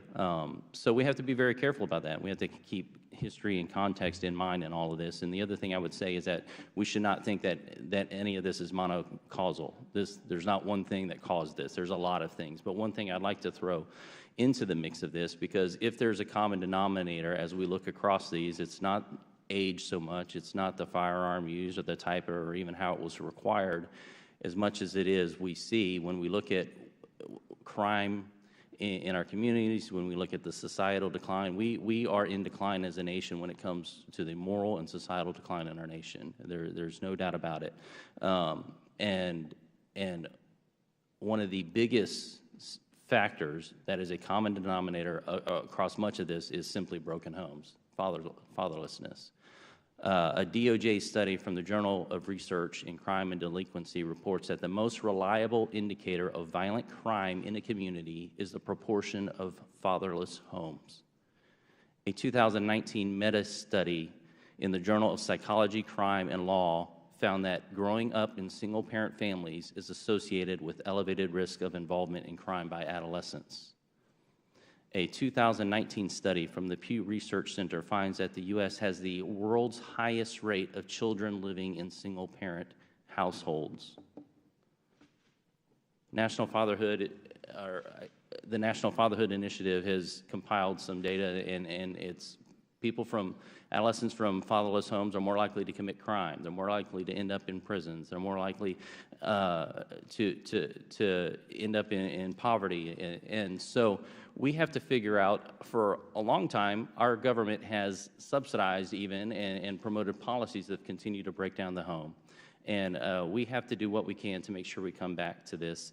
And I would just like to give whatever time remains to Ms. Swear to address the perjury charges that have been made against you. The gentleman's time has expired. Oh, my apologies. The gentlelady from Florida, Ms. Wasserman-Schultz, is now recognized. Thank you, Madam Chair. Gun manufacturers didn't always market weapons of war to civilians, and until recently, trade shows didn't make military-style guns available to the general public. Now, gun makers aggressively market AR-15-style weapons to civilians and actively tie them to military and law enforcement weapons. Smith & Wesson, America's largest gun manufacturer, even developed a name for this marketing ploy, calling it the, quote, halo effect. Now, I want to draw your attention to the screen. Mr. Suplina, I want to ask you about one advertisement that I find troubling, this one. This is an ad for a Daniel Defense MK-18, a high-speed military-style AR similar to the Daniel Defense AR used at the Robb Elementary School shooting in Uvalde. The ad states, quote, use what they use, and that the gun features, quote, military-adopted technology. Mr. Suplina, do you believe the associations made in this advertisement are appropriate for a civilian? No, but they're very effective at selling military-style weapons to the civilian population. Reports on this gun indicate that it's favored by special forces. I would like to ask Daniel Defense why the same style guns being used in war zones should be marketed to everyday people. It is clear who gun makers are marketing to. Fred Guttenberg lost his 14-year-old daughter Jamie in the Marjorie Stoneman Douglas High School massacre in my own community. Fred filed an FTC complaint alleging that Smith & Wesson mimicked first-person shooter video games in its advertising materials to attract adolescents and young adults. Smith & Wesson's M&P 15 .223 caliber rifle was used in the Parkland massacre. Mr. Suplina, what level of culpability should gun manufacturers have when they market human killing machines to a civilian customer base? Again, this is now, unfortunately, increasingly the norm among gun manufacturers to market using, video game style ads. Daniel Defense itself referenced popular video games in its advertising, in its advertisements, and they should be held accountable for this. Thank you. Commissioner Grimalgia, I'd like to turn to you next. I want to put another advertisement on the screen. This is an advertisement for a Bushmaster XM15. Is that the same gun that was used in the mass shooting at the Top supermarket on May 14th? Yes, it was. This advertisement shows a soldier with a Bushmaster, and it states, quote, versatility on the range or during patrol. Your officers were actually on patrol that day, and many of them responded to the active shooter scene with far less advanced weaponry. How do you prepare officers to protect themselves and the public from military-grade killing machines every day? I know it was referenced that, it's no problem that they had, adequate weapons to be able to defend themselves. But is that the case? Against this weapon, no. We have active shooter vests that we have in our patrol cars. You can't wear them on a regular basis. They're far too heavy. It's something that you would have to grab and put on if you have the time to do it. Thank you. President Pringle, I want to turn to you. You've worked closely with teachers and students for years on combating gun violence. Without meaningful gun reform, students are forced to practice mass shooting drills. Just this week, and I know we stood together yesterday and you heard me talk about the high school students from my children's high school alma mater to mark the success of their fundraising drive to put Stop the Bleed kits in every classroom on that high school, in that high school campus. I mean, those are kits that are meant to triage a bleeding wound. Students now prep for the time that they have in school in the event that they are facing an active shooter and that they may bleed to death from gunshot wounds. What kind of traumatic effect does normalizing gun violence through these reactive measures have on students? We have seen over the years an increase in anxiety, an increase in the number of students who are seeking additional assistance from our mental health professionals. We are seeing an increase in the amount of students who are coming to our schools with all kinds of social and emotional learning gaps because they have been subjected to overly aggressive drills and looking at social media and TV and seeing other students suffer and die at the hands of gun violence. Marketing mass killing machines to a civilian customer base by using imagery and words that suggest that that's the purpose of their product is gross and immoral, but it's just what gun companies do now in order to profit from a market beyond their older male customer base. The Second Amendment does not absolve gun manufacturers their responsibility to market their products responsibly, and children should not be doing fundraisers for Stop the Bleed kits instead of making sure that they can have a fun prom, doing car washes, having bake sales to make sure that their life on campus as students is improved, as opposed to their life on campus doesn't end and they have to use a Stop the Bleed kit that they've raised money for. Yeah. The gentlelady's time has Thank expired. You. I yield back. As previously was stated at the beginning of the hearing, Mayor Adams has a hard stop at 1:30. Mayor Adams, thank you so much for joining us here today and for your testimony and for your service. You are excused. Thank you so much. Thank you very much. Mr. Biggs is now recognized. Mr. Biggs. Thank you, Madam Chair. You know, last week I thought I'd heard it all when one of the Democrats threatened to end the filibuster, wanted to pack the Supreme Court, and said that they would confiscate guns. In order to do that, they would basically emasculate the Senate as an institution and also emasculate the Supreme Court as well. I thought that was interesting, was pretty bad, but then we have here someone actually accusing a witness and actually taking out of context a witness who testified previously and accusing her of perjury. Following that, though, but I got to tell you, the most egregious thing that the Democrats did today is they took a person, a young person, little Mia, who was traumatized 2 weeks ago, still suffering under obvious PTSD as she testified in that video, and bringing that poor little girl to relive this. And if we're going to hear about how traumatic, and I don't say they're not traumatic, these raising money for Stop the Bleed kits is, then it's particularly pernicious and outrageous to take an 11-year-old child who graphically described how she spread a classmate's blood upon her and feigned her own death to make her relive that. If we're talking about PTSD, you just prolonged the agony of that little child. For what? For your own political gain, your own political purpose. That is despicable.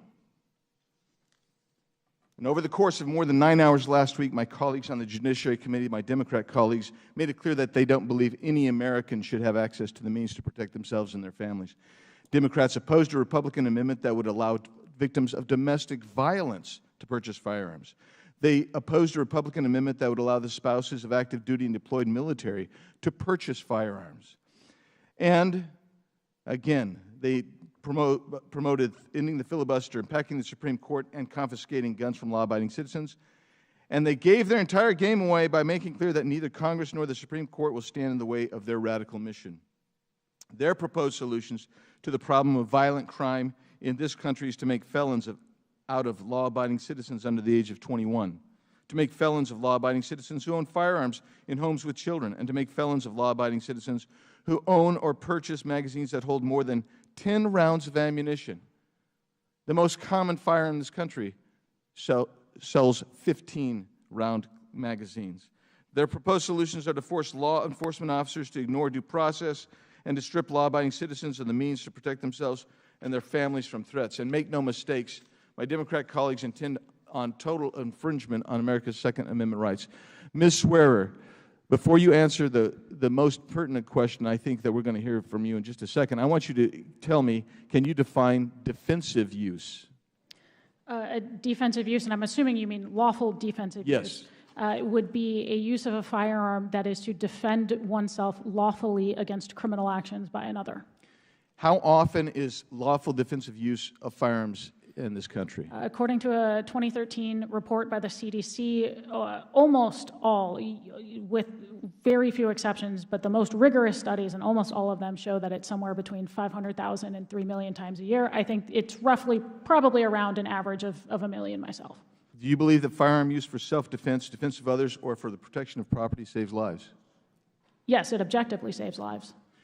Now, you were accused by someone who took out of context something you testified of in 2019 of effectively committing a crime and committing perjury before Congress.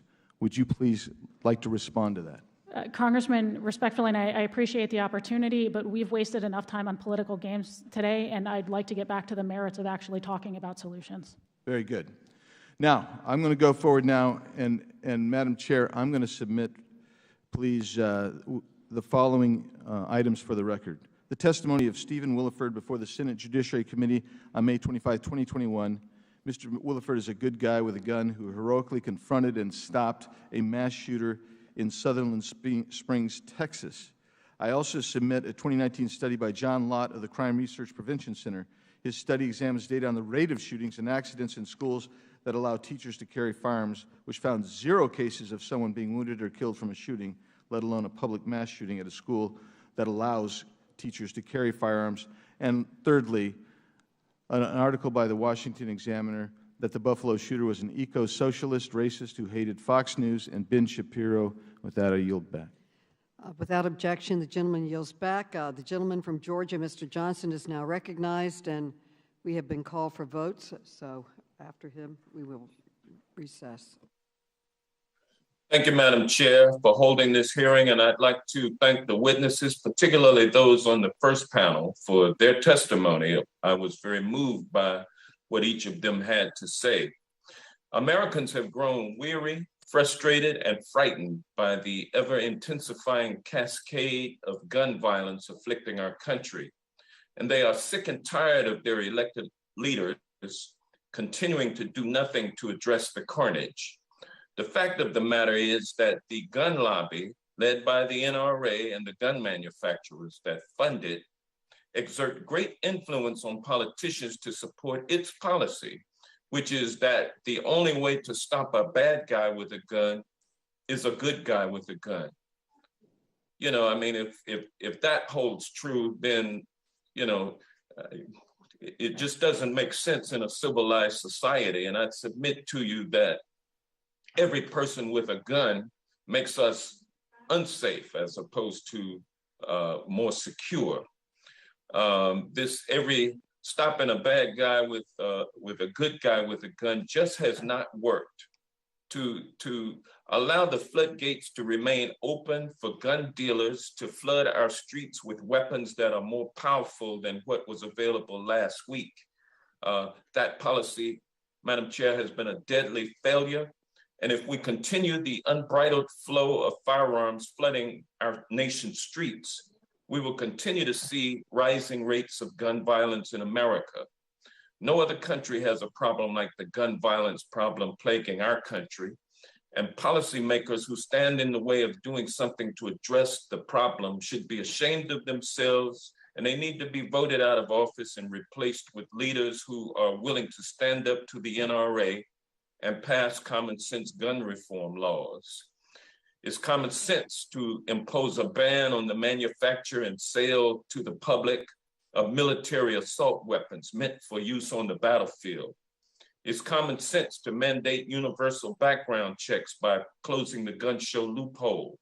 And it's common sense to raise the age to purchase all firearms from 18 to 21. But for some reason, my colleagues insist on doing nothing to reverse what is a tide of a failed policy.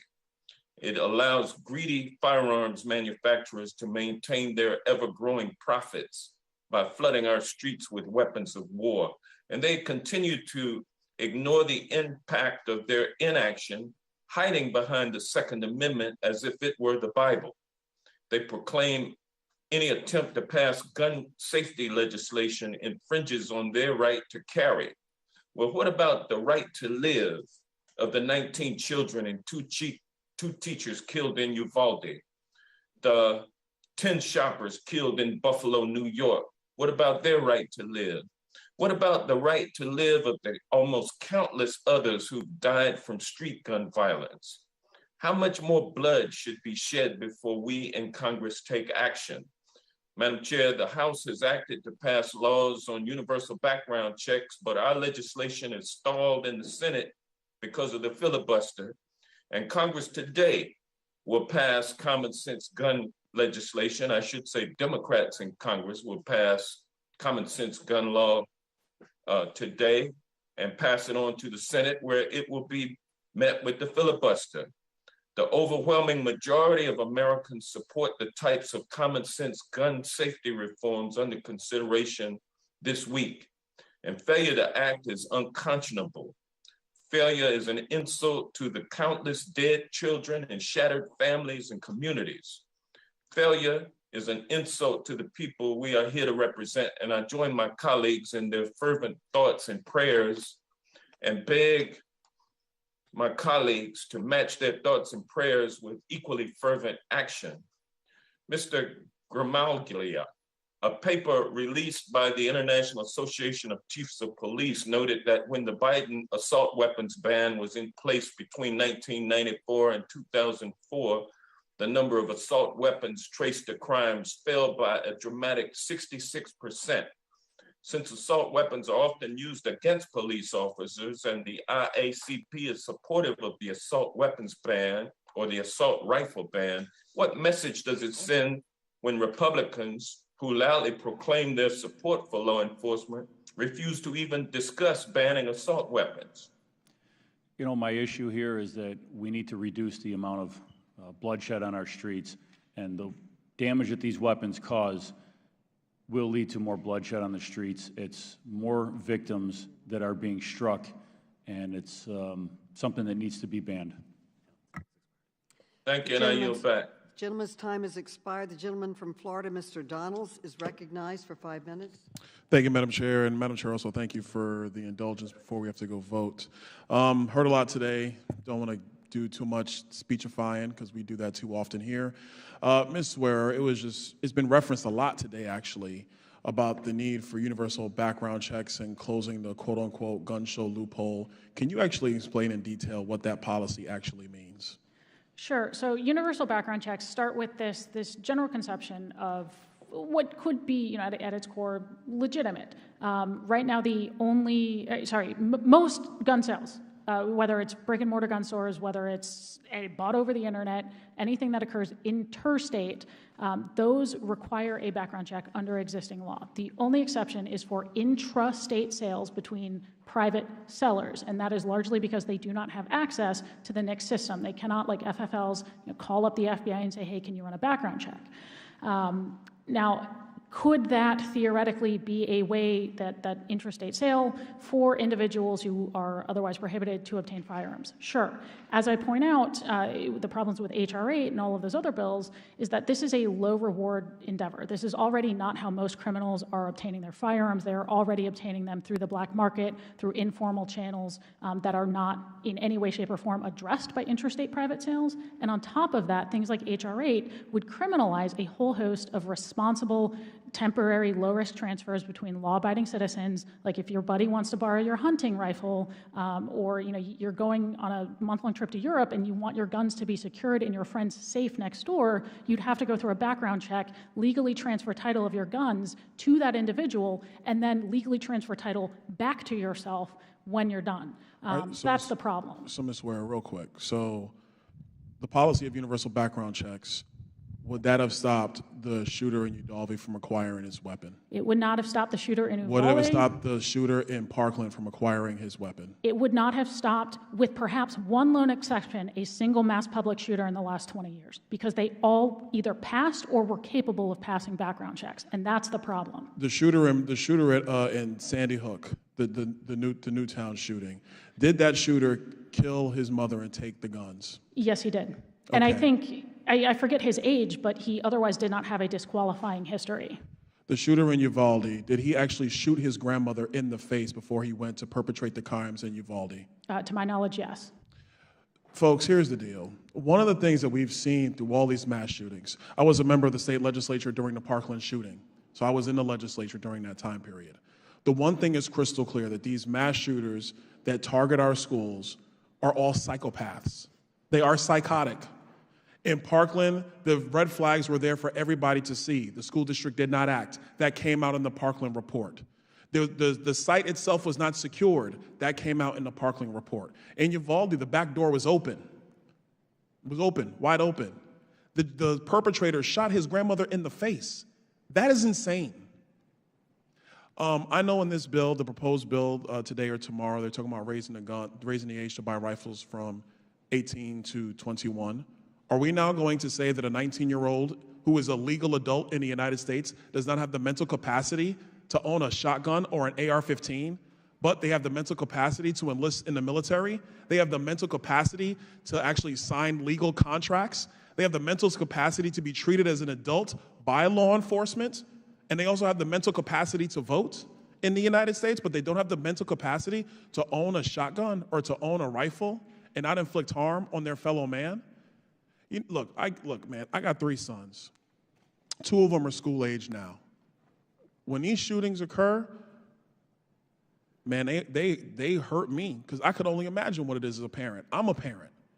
But I also understand that I have a responsibility as a legislator to actually defend the Constitution of the United States. The Constitution, the Second Amendment is there. It is our responsibility to defend it. And if we look at the data from the mass shootings that have occurred in the United States over the last 20 years, the one constant, especially when it comes to schools, is that these shooters are young, they are mentally disturbed, and the vast majority of people who are in their age group would not even think or go down the pathway of committing these atrocities. We don't pass laws because of the quote-unquote 1 or 2 psychopaths. We only pass laws in order to maintain the actual legal momentum of freedom in the United States. The Second Amendment is not there to stop psychopaths. Let's be perfectly honest with it. It is not. That's not its purpose. The purpose of the Second Amendment is clear. It is to protect the constitutional rights of American citizens. These shootings are awful. They're awful. But the data is clear about how to find the people that actually do this. And the measures put in front of us would not have actually stopped these shootings. I'll yield back. The gentleman's time has expired. Votes have been called. To allow members to vote, the committee will stand in recess until the end of the first vote series. The committee stands in recess.